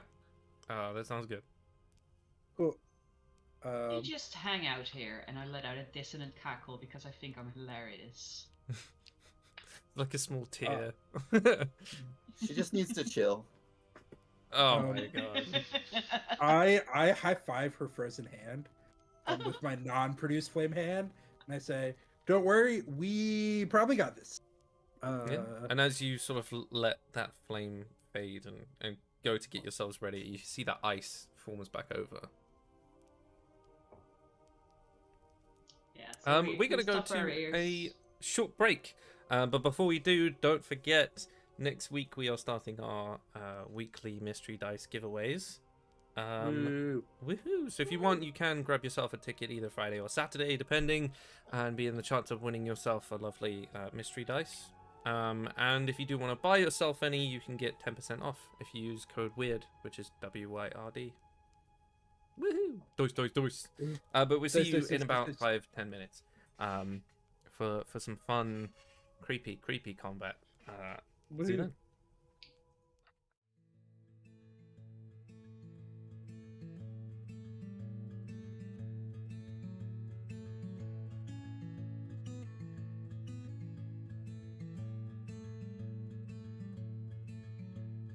Find me a place among my brethren, the pines, the bees, the frost. I cannot stay where nature's embrace is lost. Find me where Canoe makes his revelry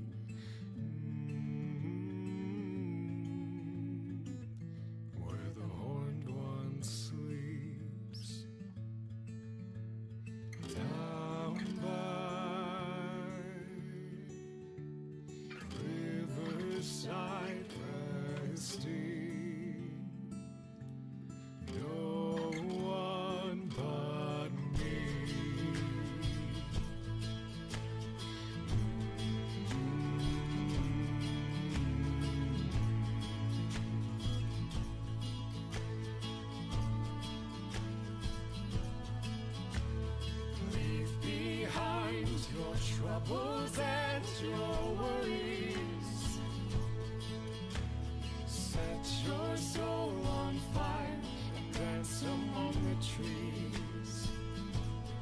Oh, find me where Canunos makes his revelry. Ooh,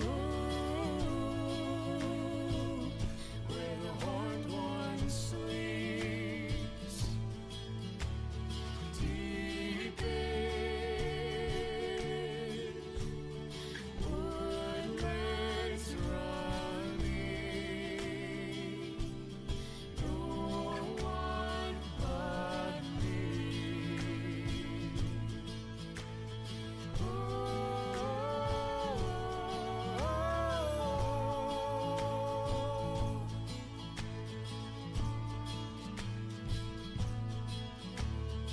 Wake up, breathed in ivy, bathed in the light of the moon.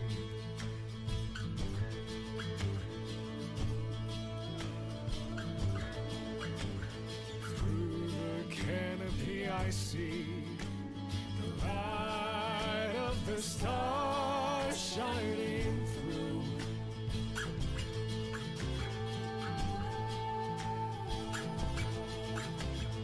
Down by shoreside singing, no one but me.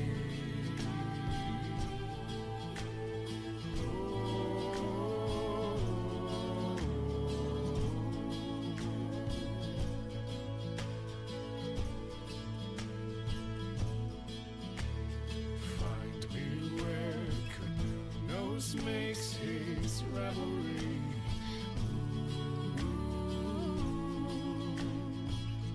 Where the horned one sleeps.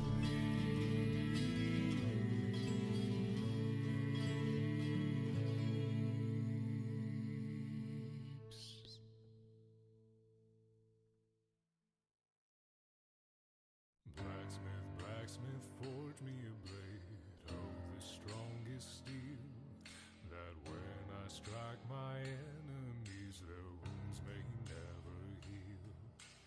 Blacksmith, blacksmith of your blade, legends there shall rise, for the blade that you will forge for me will deliver us from the night, the night. Oh.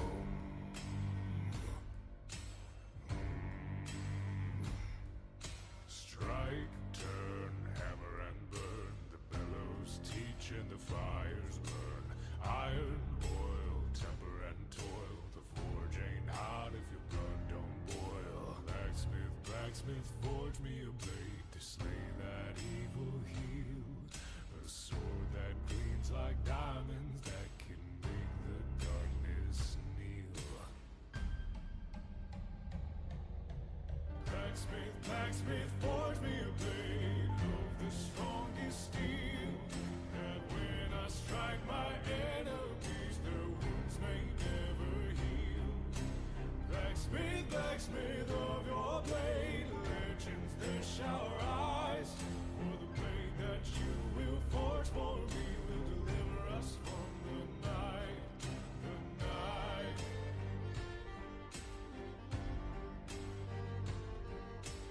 Hear that anvil ring, echo song of the hammer swing. Shape, grind, polish and shine, the world ain't ready for a work so fine. Blacksmith, blacksmith, forge me a blade, for to purge the blight, which creeps upon this world we love to take from us the light. Blacksmith, blacksmith, forge me a blade of the strongest steel, that when I strike my enemies, their wounds may never heal. Blacksmith, blacksmith of your blade, legends there shall rise, for the blade that you will forge for me will deliver us from the night. Blacksmith, blacksmith, forge me a blade of the strongest steel,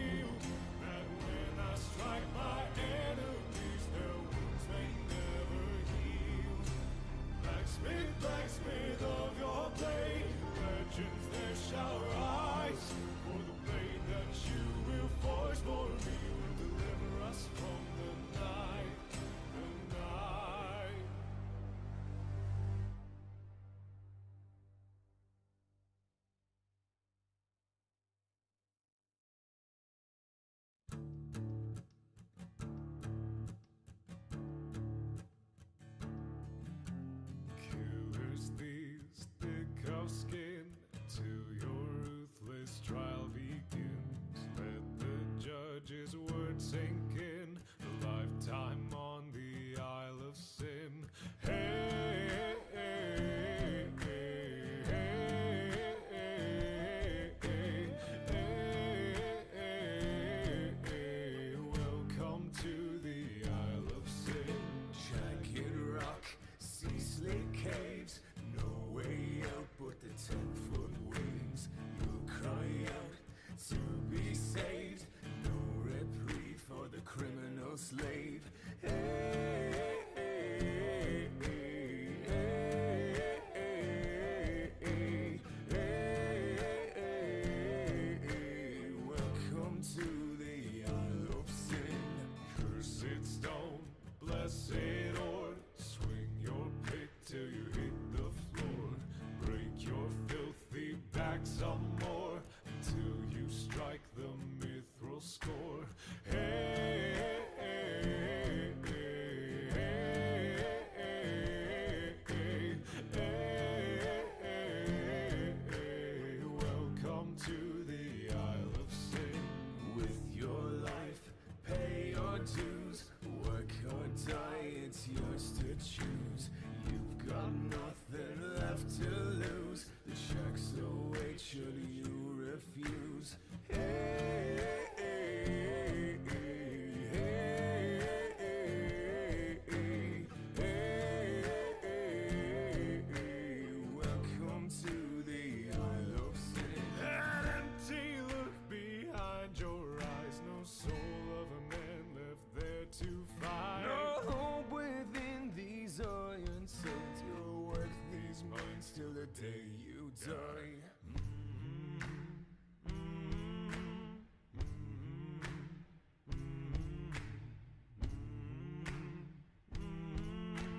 Welcome to the Isle of Sin.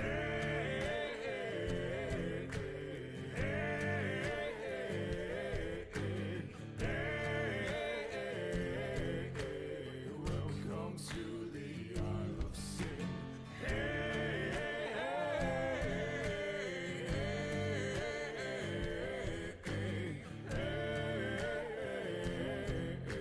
Welcome to the Isle of Sin.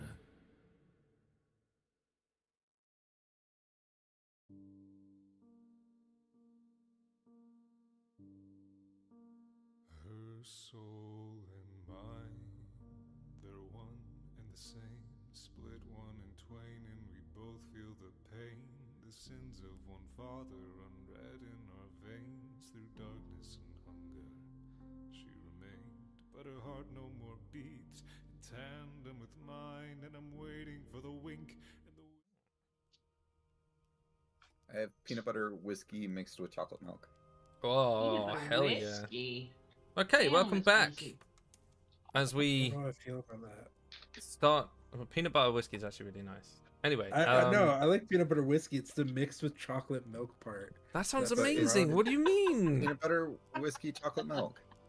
Look, It's if I wasn't the- sober, I would be on that shit immediately, like right now. I'm It's- pretty sure I have some in it's- my cupboard. it's more the like alcohol mixed with dairy part of it, which like in my brain says it should curdle. No, And White I know Russian. it's not going to. Yeah, I also Yeah, don't- or like Bailey's espresso martini. That one's good. You should Yeah. try it. Oh, I'm glad Bailey's has a non-dairy version now. It does, So, like, yeah. Shout out to that. Anyway. Anyway, where are we? Oh yeah, Blue yeah, check we were Candy going Mountain. down a creepy hole. the stairs We're going to spiral Candy downwards. You can see that the stone is slick with old rot, moss, and ice. The air is thick, like the breath of something long buried, and you can feel it pressing in. The silence of the deep places, the weight of the ages. Then ahead, a flickering blue glow from beyond a small corridor. You can hear the song growing louder and louder, and as you walk closer, the chamber opens before you, massive and unbroken. I mean broken, not unbroken. What the fuck's wrong with me? Filled with towering stone pillars half buried in soil and frost, and at its heart an altar upon which rests a frozen, beating heart. The song appears to be coming from it. Next to it, in the heart of the ruin, stands a figure, her hands outstretched in worship as this frozen heart pulses with stolen life. Villagers kneel before the altar, townsfolk and travelers, eyes milky white singing in unison, and that fog coils around the chamber, potentially hiding creatures in its depths. The figure is tall and hunched, long draping white hair, dark grey skin. Can someone roll me an Arcana check or a History, depending on which one's better? I Just have a nominate +3 for someone. both. Does anyone have anything better? No, Bellini's real dumb. Okay. Why is it always Geo, man? Fucking hell. 16. She has- Very she has- charismatic. I can intimidate like no other. I'm wise. I'm hardy. I fake charisma. I got that like used car salesman energy. I don't even want to get into what my stats are. I'm sure they're busted as hell They are. every time. Let me find this so I can make sure that I'm completely right and not doing this off memory. What's it? One of my favorite characters I played in a game where you could have 2 stats that were 12s, everything else was a 10. Like you were the most average run-of-the-mill dude ever, but whatever your like character like class stats were was a 12, so it was a +1, so you were like slightly better. Or it was an 8. Like one stat had to be an 8, everything else was 10s or 2 10s or 3 10s and 2 12s. So you had +1s. And it was really funny because we started at level 1 where it's just like dudes like who are just in this situation, and like nobody's particularly good at anything. You're just kind of thrust into this adventure, and it was Okay. silly and dumb. So, Geo, in a flash, you get an image of 3 gross, hunchbacked old women circling around an orb. There is a memory that you have of things called night hags. Creatures born of magic that were able to infect dreams and corrupt them into nightmares of their own choosing. The creature in front of you is not a night hag, but could be very easily her cousin. It is a blur hag. And as this hits you, you see her eyes immediately focus. A small, fanged maw turning to a smile. Can everyone roll initiative? Sure.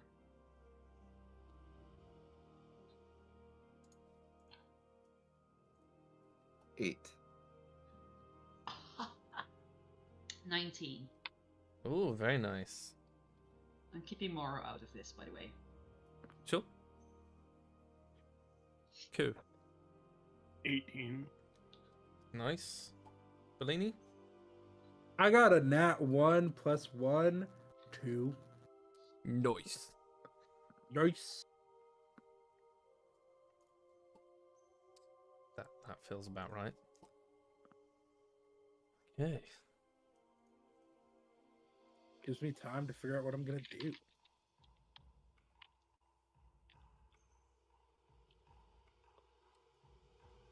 Remind me, you all stuffed your ears, am I right? Yes. That's correct. And we have Q's psychic bonds that allow us Mhm. to talk to each other. Yep, that's good for 5 hours.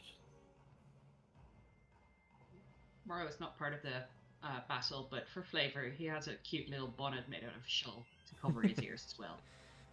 She looks at all of you, and there's like a slow cackle as she reaches to one side and brings forth this long grey wooden staff and aims it towards you. I need everyone to make a Constitution saving throw.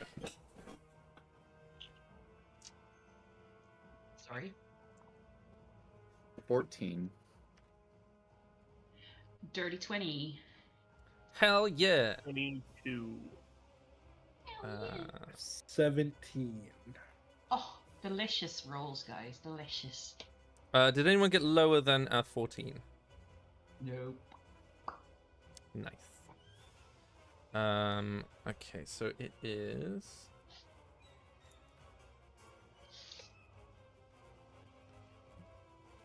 You all take 14 points of cold damage. Mother. Oh.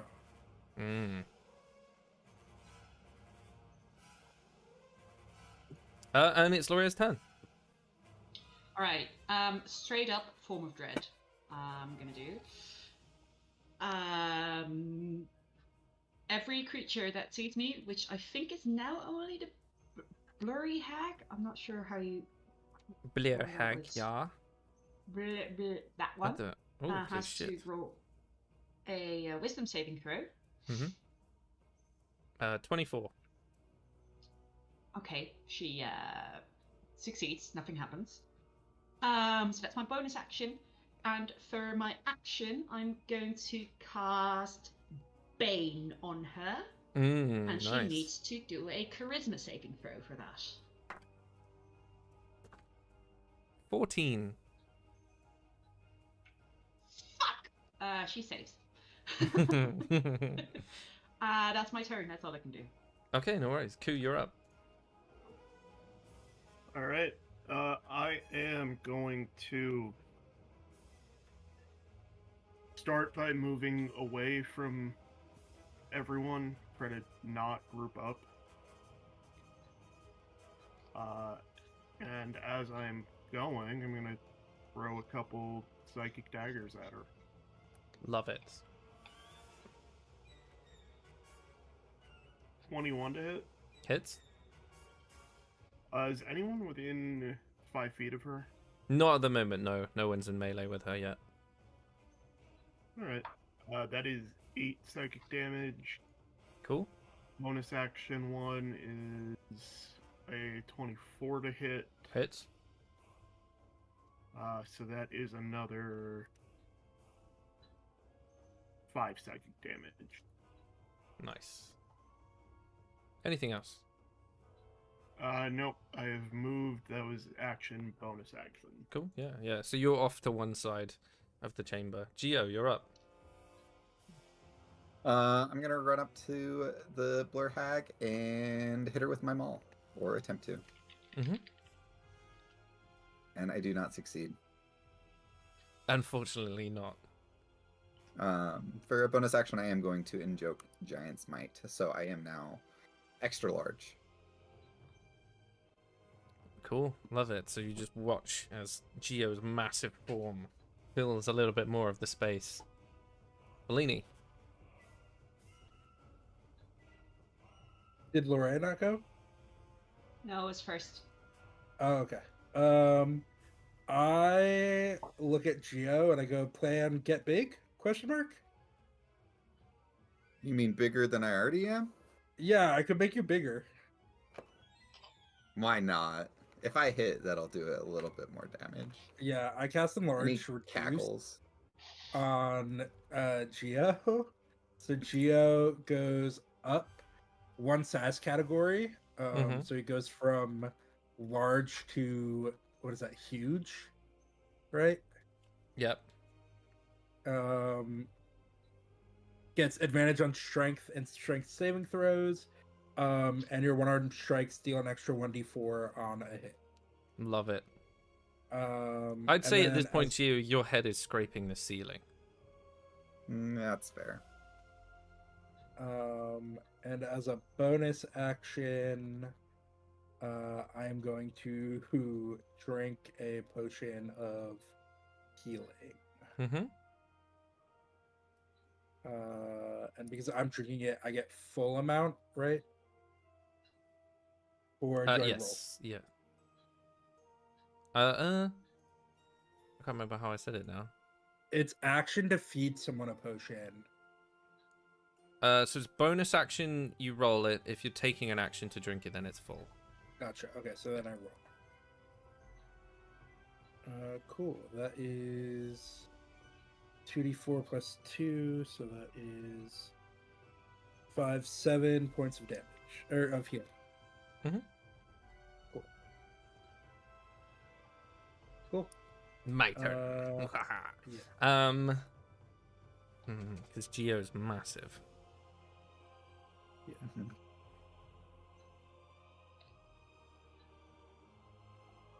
Mhm. Okay. You watch as she begins to whip the staff around, and above Bellini and Lorea, this opening and a hail of rock-hard ice begins to pound the ground. I need all of you to make dexterity. Well, both of you to make dexterity saving throws. 15. 16. Nice. You both succeed. So you take 2 bludgeoning damage and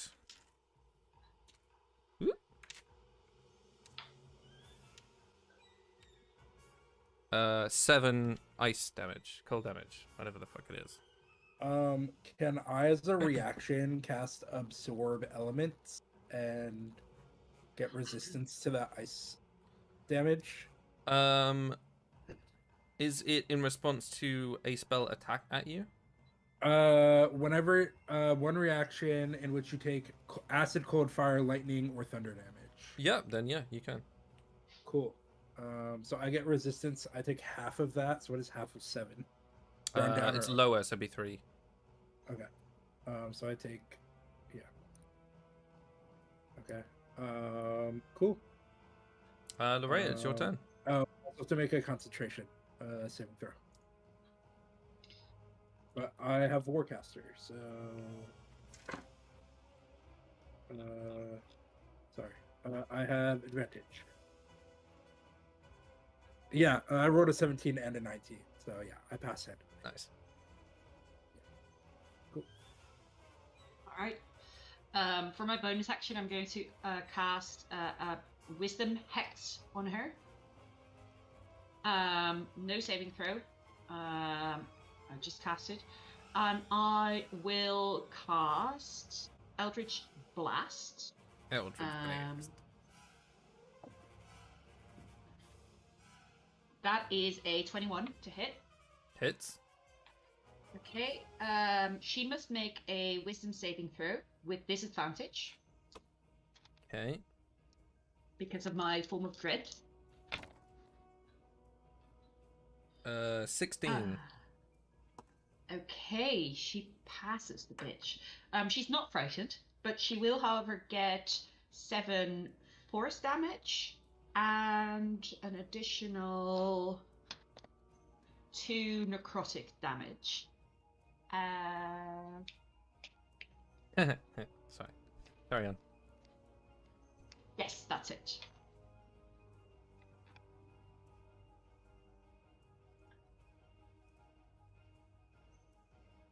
And that's my turn. Sorry. That's all right.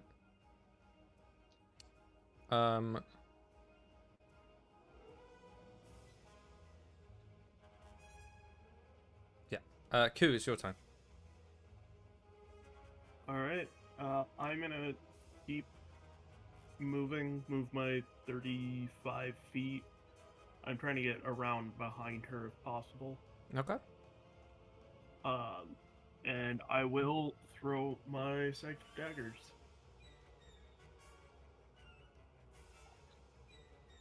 Well, main hand's a nat 1. Unfortunately not. And it barely scrapes past Geo's torso. I was going to say head, but torso. Let's go with torso. But the other one is a dirty 20 to hit. Nice. That is fuck. It's not 13 points of psychic damage. Love it. And that will be end of my turn. Okay, cool. Chio, you're up. Now that you're massive. I'm just gonna use the mulligan. Mm-hmm. And this time, oh my god. Nope, I rolled the exact same thing. I don't hit. And I'm too big to move. Yeah. That's yeah, Bellini, it's your turn. I'm gonna run up in there and get close so that we're not all clustered together, or if we are, we're like clustered next to her, so she has to hit herself. And I'm gonna summon F as my action. So she needs to make a dexterity saving throw. That is a 18. That passes, so she doesn't take the damage. And F, I'm gonna command F to attack, and he's gonna throw up fire at her. Mhm. I should have attacked because I would have dealt ice damage to her, but I'm afraid she's resistant to it. So, or that I take less damage. So F is gonna attack and light her on fire. That's a 16 plus, I believe, 5. So many things. Bonfire spirit.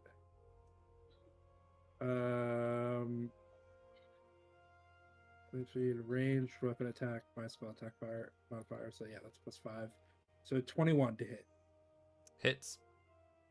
And she takes 1d6 plus proficiency bonus fire damage. She takes 5 fire damage. Okay. Anything else? That is my entire turn. Action, Okay. movement, bonus action. Ku, can you make a wisdom saving throw, please?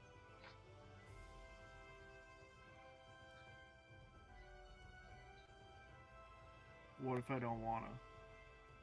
I guess I'll choose someone else then. I got a 16. Okay, yeah, you succeed as she like moves her hand, and you see this spell. But you're just quick enough to like dodge out the way before it clasps onto you. She does, however, turn back around.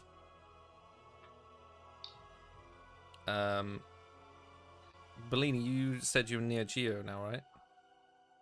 I'm next to her, so yeah. But Gio's also huge, so yes, I'm near him. But I'm like trying to position. I ran up to her, but yeah. Yeah, can you, Gio and Lorea make another Constitution saving throw, please? Yeah. I guess so. A 5. 22. Sorry, a 6. Not that it matters. 9 plus 2 is an 11. I'm gonna burn a luck point and reroll that. Yeah, that's much better. 18 plus 2, dirty 20.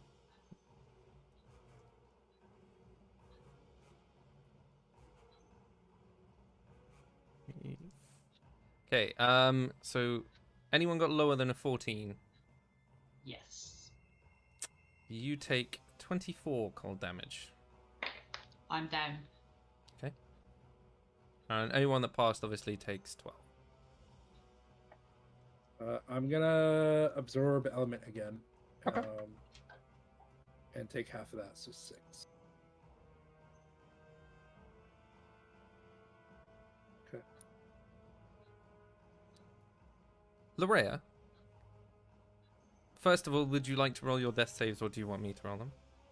No, I want you to roll them. If she dies, Okay. it's your hands. Okay. As you fall, you can hear this like cackling laughter hit your mind.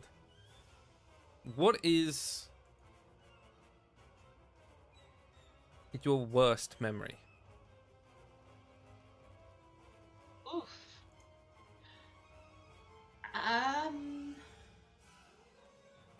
I think old Nan dying, which was her matron on the streets, the person that raised her.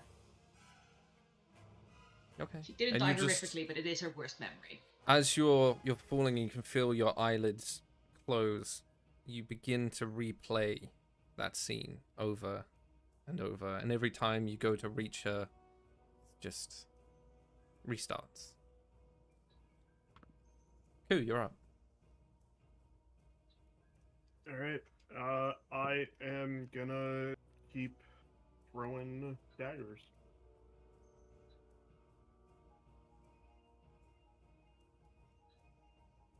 Say 15. Misses. Alright. Offhand is a 19. Hits.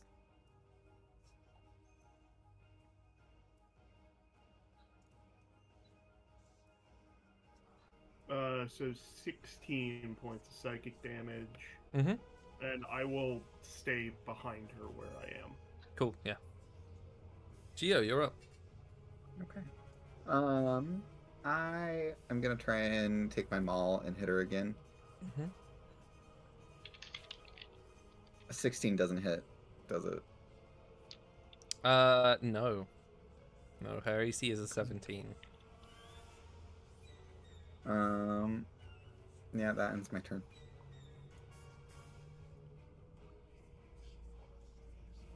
Bellini, you're up.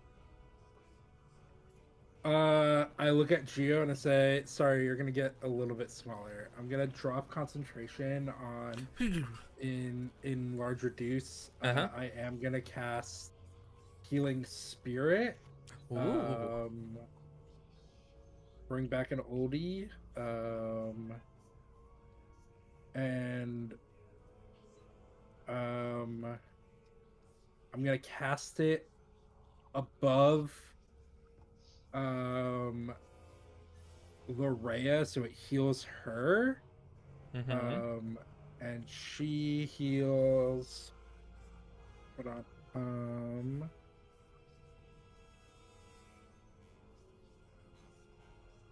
6 hit points. And is brought back up. That is my action. As a bonus action, I'm gonna command F to attack. Thank you. And F rolls to hit. F rolls does a 17 hit? 17 hits. I'm guessing that's yes, because my headphones really cut out for a second. Okay. And she takes that is another 5 points of fire damage. Mm-hmm. And I'm gonna move. My goal is to like move around her, Okay. so that Bellini's behind her, Geo's in front of her, or like I'm slightly at an angle, so so that Ku still has line of sight. But I don't want to be in a position where we can all get hit by like AoE attacks. Yeah, so I'd say at the moment, if you see her as the center, Ku's off to one side, coming to flank her. You're behind her. Larea and Geo's right in front of her, and Larea's well, she's still lying down, but behind him. So yeah, that's pretty good. And that is my turn. Cool. Which means it's mine.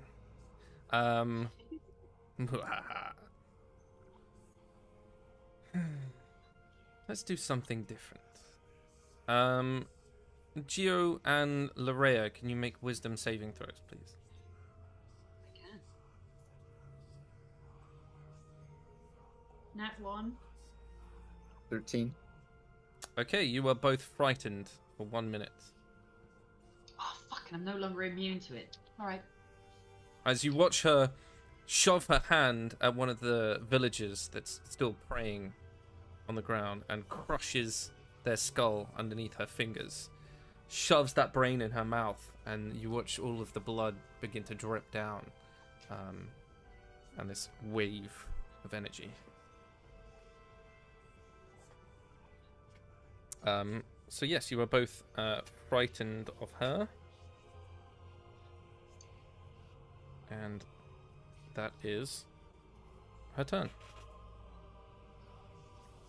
So Loraya, you're up. Alright, I have a second charge of Form of Dread, so I'm going to Form of Dread again. I Okay. gain temporary HP. I asked you to do wisdom saving throws each time. I was wrong, only when I hit her, so she doesn't roll anything. But I am Okay. now immune to the frightened condition. Does Nice. that resolve my current frightened condition, though? That Yes. could be different. Yes. Okay. In that case, I go back to being Scary Go Demon person, and I will cast Toll the Dead on her. She needs to perform a wisdom saving throw for that. Okay. She's pretty wise. Ah! Yeah. That's a Wait, there's wicked 10. damage. That fails. That's a 10. So Oh, I need to instead of a stop saying D8 things like that. Instead of a D8, I give her a D12 necrotic damage. That is a 9 in necrotic damage. Okay. As well as her making another wisdom save to see if she's frightened of me now. Okay. It's the Battle of the Scaries. No, 18. that saves. She's not frightened. Woohoo! And that is my turn. I'm in the back. I'm gonna stick with that. That seems Makes fine. sense. Koo, you're up. Alright. I'm gonna use my 35 feet of movement. I want to close and actually be flanking with Geo as much as possible. Yeah, go for it. And then start rolling instead of throwing my daggers. Gotta just be up close and personal with them. Cool.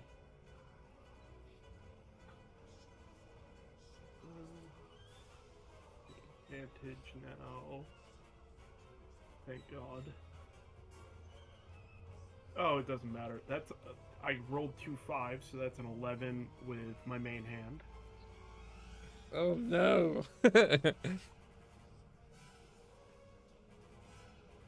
I saw that And one. then a 1 and a 3 with my offhand. Damn. So, yeah, I'm there. Okay. Geo, you're up. You're up. Well done. You're there. Woohoo! I'm gonna take my maul and try and hit her again with disadvantage because I am frightened of her. But you have advantage from flanking, so it should just be flat. Yeah, so it's just Oh. straight roll. Nah, I miss. Oh. Anything else? No. Actually, yeah, I'm going to use my action surge to take another action.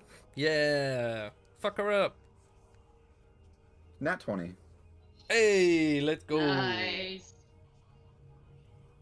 So that's 24, 9, 34 damage. How do you want to do this? Let's go! I'm a little pissed off because this is the first time I've been able to hit her. So I just take the maul and just right on the top of her and squash her into the ground. Yeah, you watch as she sees it coming, she raises her hands up with the staff and your maul just crashes through it, breaking it into loads of pieces, smashes through her, she hits the ground almost in a splat, and then just lets out like a soft, and you watch the heart on the altar melts into like a gloop of blood and ice. Most of the people in here, a couple you watch as they stop praying, there's a hitch in their breath and they just fall to the floor. Some of the more healthy looking ones, the ones that maybe were taken very a lot sooner, that clarity comes back to them and the song stops. The fog drifts out of the room.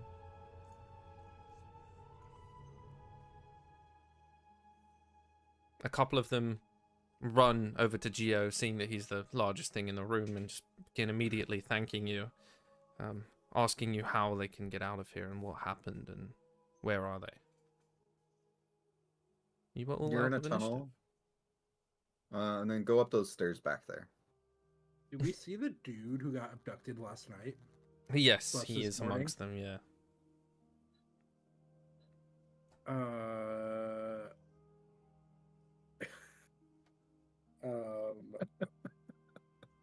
Hold on.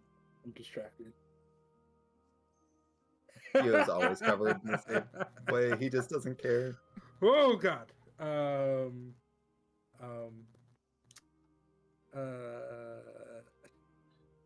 Sorry, Um, that's hilarious. That's like very accurate. So for those who are watching along in our Discord channel, like our like cast scheduling and chatting channel, it's just this scene, one of the many scenes of Huey from The Boys, just absolutely covered in blood, freaking out a little bit. Yeah. I look at that dude who was kidnapped this morning / last night. Sorry, I couldn't grab you. I had to pick. You were the lady, and I guess it turns out you have 5 kids. But I only knew that lady had a kid, so I was like, let me grab her. But sorry about that. But yeah, if you go back up those stairs, it's like right down the road to town. Yeah. Hopefully your wife remembers you this time. Yeah, we think there's some type of memory erasure that happened, so she did not remember you. So I don't know if that's a good thing. Like, if you were trying to dodge town, she probably now remembers you, but like, if she doesn't, just keep on walking and like, you can start a whole new life if you are unhappy in your marriage. What the fuck are you talking about? And he just runs out the door.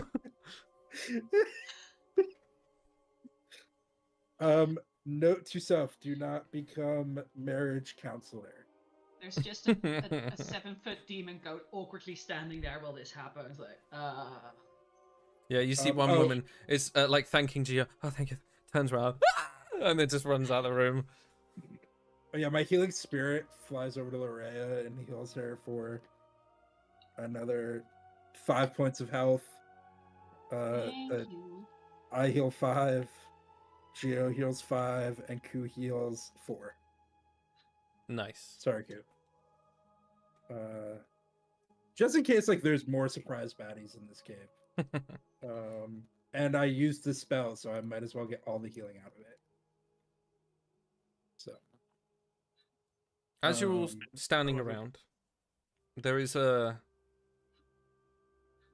soft tinkle, almost like wind chimes, and you watch as the ground where the hag fell begins to grow beautiful wild flowers. And the altar that was previously frozen over melts, again growing that beautiful moss and green.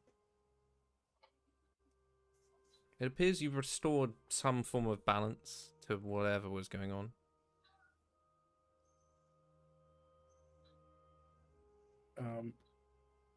Can I look around? Is there any loot that the hag dropped? Did she explode into gubbins or just guts? Just guts, mainly guts. Okay. I want to investigate this altar, this nature altar. Yeah. Roll me a Arcana or a History check.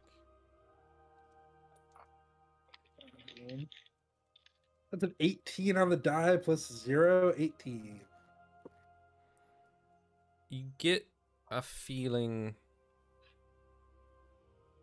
being so attuned with nature, you get a feeling that her presence was blocking out some natural energies, and the context that being this town was built in reverence to the nomad, that perhaps his blessing on the town might have returned.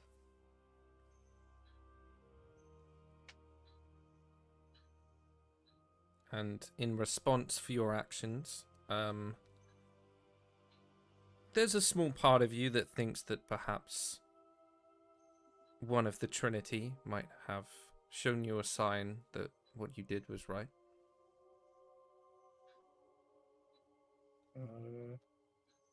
Cool.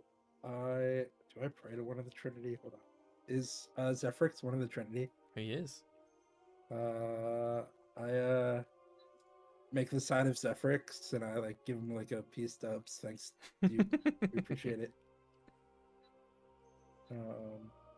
And yeah, appreciate it. Hope this was cool.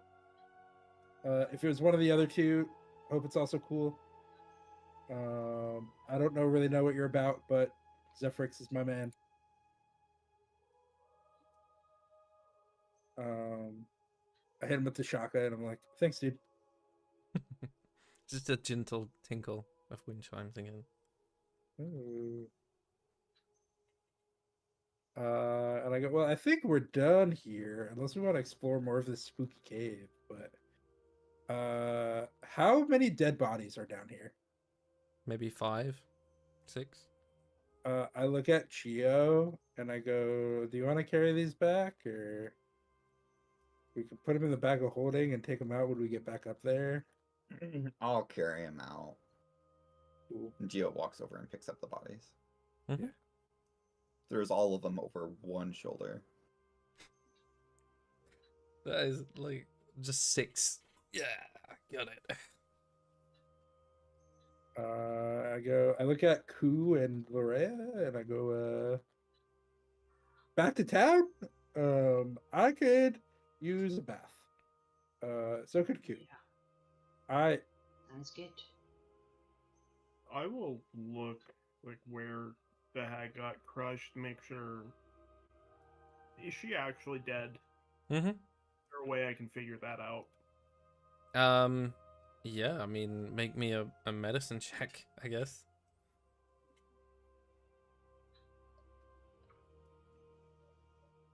Uh, 15. Like her head was sort of removed in part from her body, and where all these wildflowers are growing, you see one of them pop her eyeball out of her skull, and you're like, yeah, no, she's definitely dead.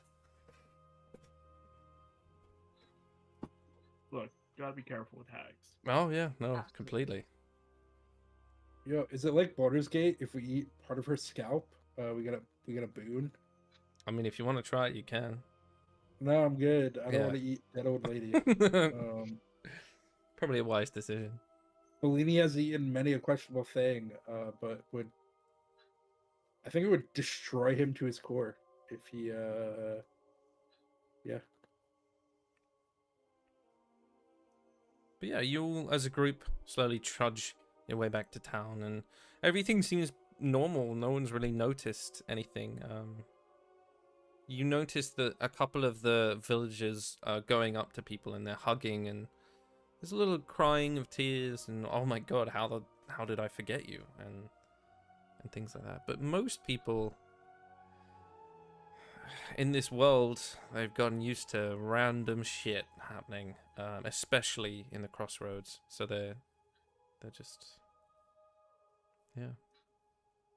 Did the lady who was frozen, whose name I forgot, is she at the top of the stairs and frozen? She's following you.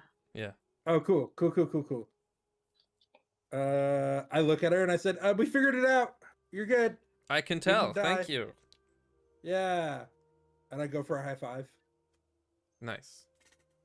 And Eth is just there in fire elemental form because we still got like, he lasts for an hour. So like, this is my friend. I'm having a weird day. Oh wow, I kinda he's forgot. cute. Eth blushes, like cute anime, like. Yeah.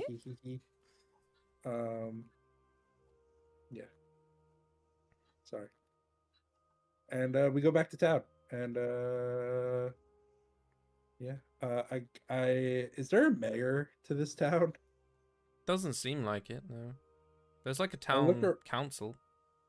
Yeah, I look around. Hey, town council people. And I go, we found these dead people. Gio drops all the bodies in front of them. Gentle, they're dead people. Have some respect. So the person you found is, it looks like he's maybe the captain of the local militia. that same sort of tortoise emblem, just staring at Geo with all of his dead bodies. You didn't kill them yourself, did you? Because you know No, that's like but- very frowned upon. Yeah, can I get one of those badges though? I like it. I mean, yeah, I mean, some of them say that you killed this creature thing, so yeah, I mean, I guess we can make you like an honorary member. And he reaches in. There's like a tortoise shell, glinting like iron badge, and he hands it over to you. Oh, thank you. He opens it and puts it below the lieutenant's badge. Are you gonna catch them all? Is that what we're doing? That's what I'm trying.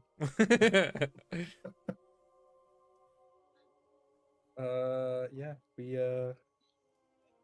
go. Yeah, there was a hag, and she fucked some shit up. Sorry that happened. Sorry these people are dead. We did not kill them. The hag did that. And yeah, we're gonna. Is there a bathhouse? There is actually, yeah. It is called the Wayfarers. It's one of the finest bathhouses outside of Taz's Raylo.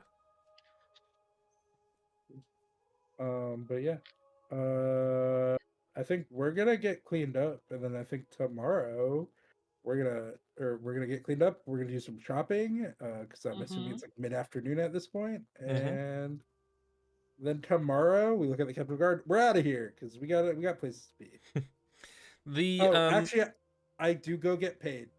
Yes, I was by going to the say, lady. Ileana is already talking to Ku, who seems like the most normal person out of all of you. She's a little bit forward, a little bit flirty. Being that she's a singer as well, there's a lot of natural charisma, sort of thrusting her chest a little bit too far.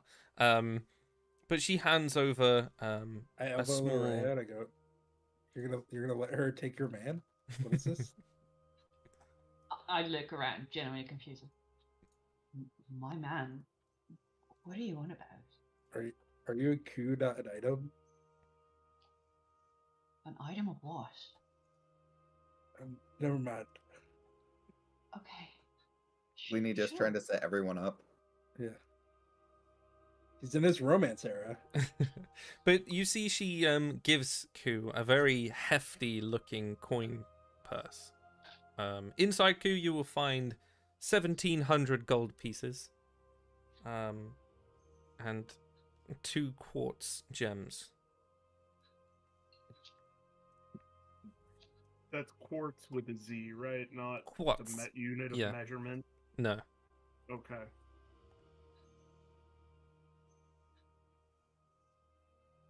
Yeah, I'll distribute that.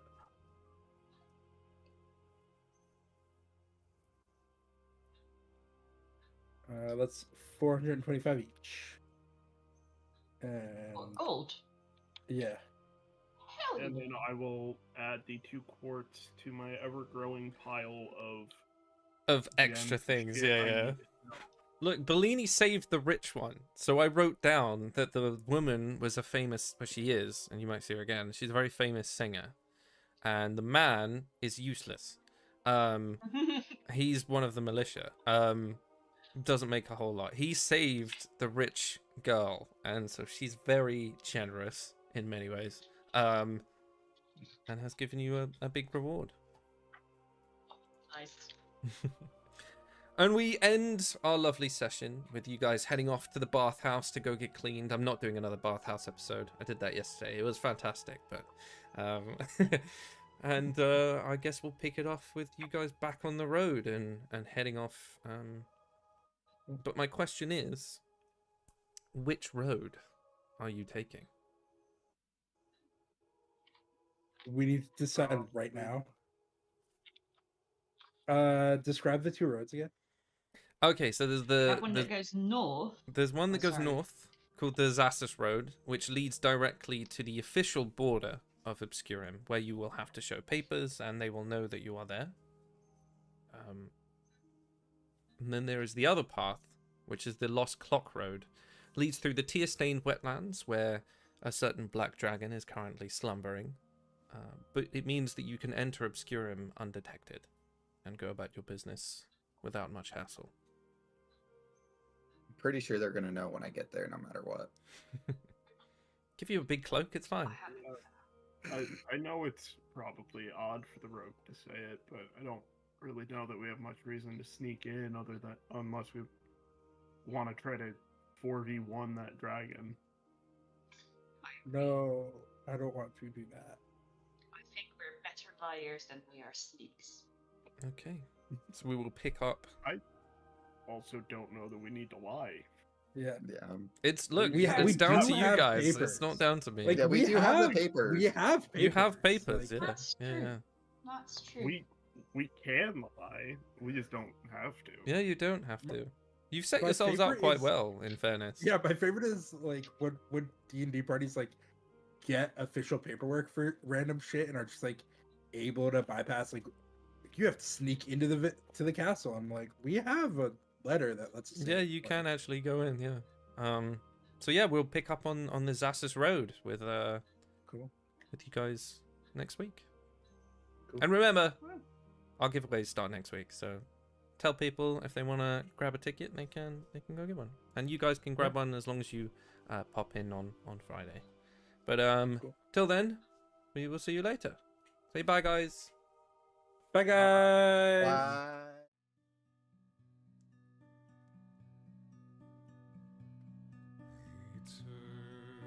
Eternity's a gift, they say, to never cross the veil. This life I try to savor, and I try to no avail.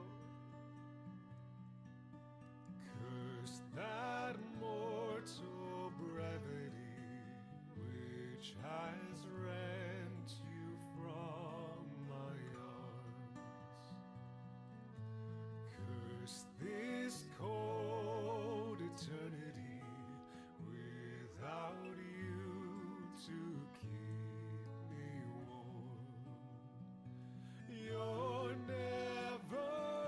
never-ending elegy is a ballad with no melody, as empty as I.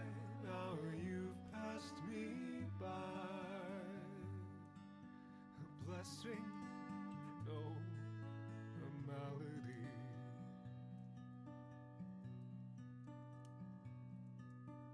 Why do roses bloom in spring, only to wither and die?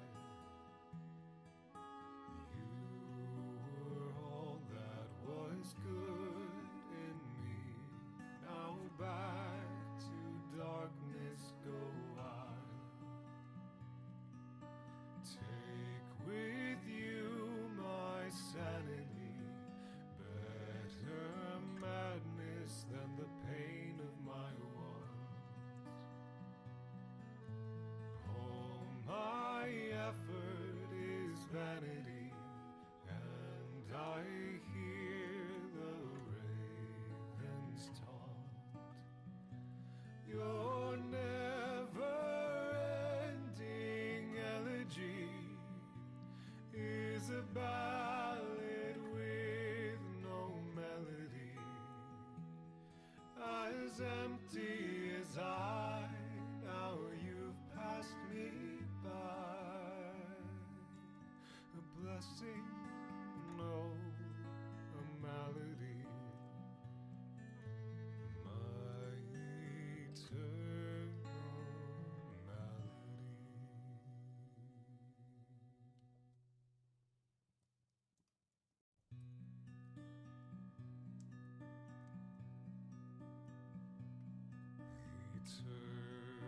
Eternity's a gift, they say, to never cross the veil. This life I try to savor, and I I try to no avail. Curse that mortal brevity which has rent you from my arms. Curse this cold eternity without you to keep me warm. Your never-ending elegy is a ballad with no melody, as empty as I. Now you've passed me by. A blessing, no, a malady.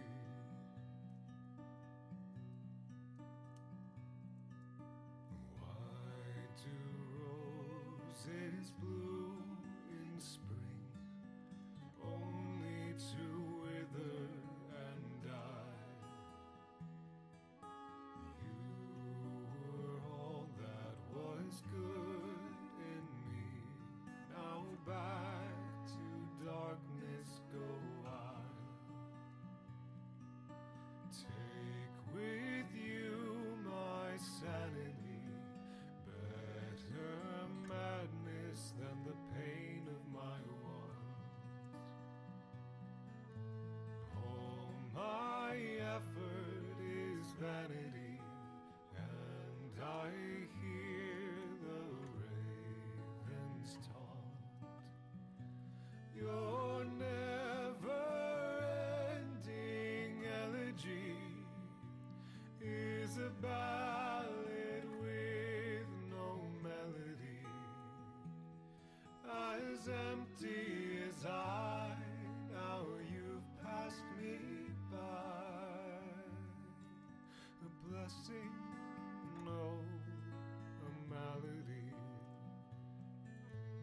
My eternal malady.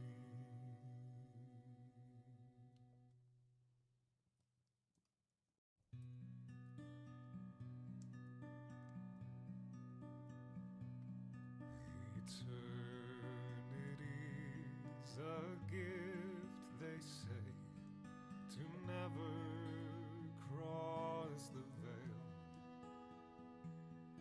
This life I try to savor, and I try to no avail. Curse that mortal brevity which has rent you from my arms. Curse this cold eternity without you to keep me warm. Your never-ending elegy is a ballad with no melody, as empty as I. Now you've passed me by. A blessing,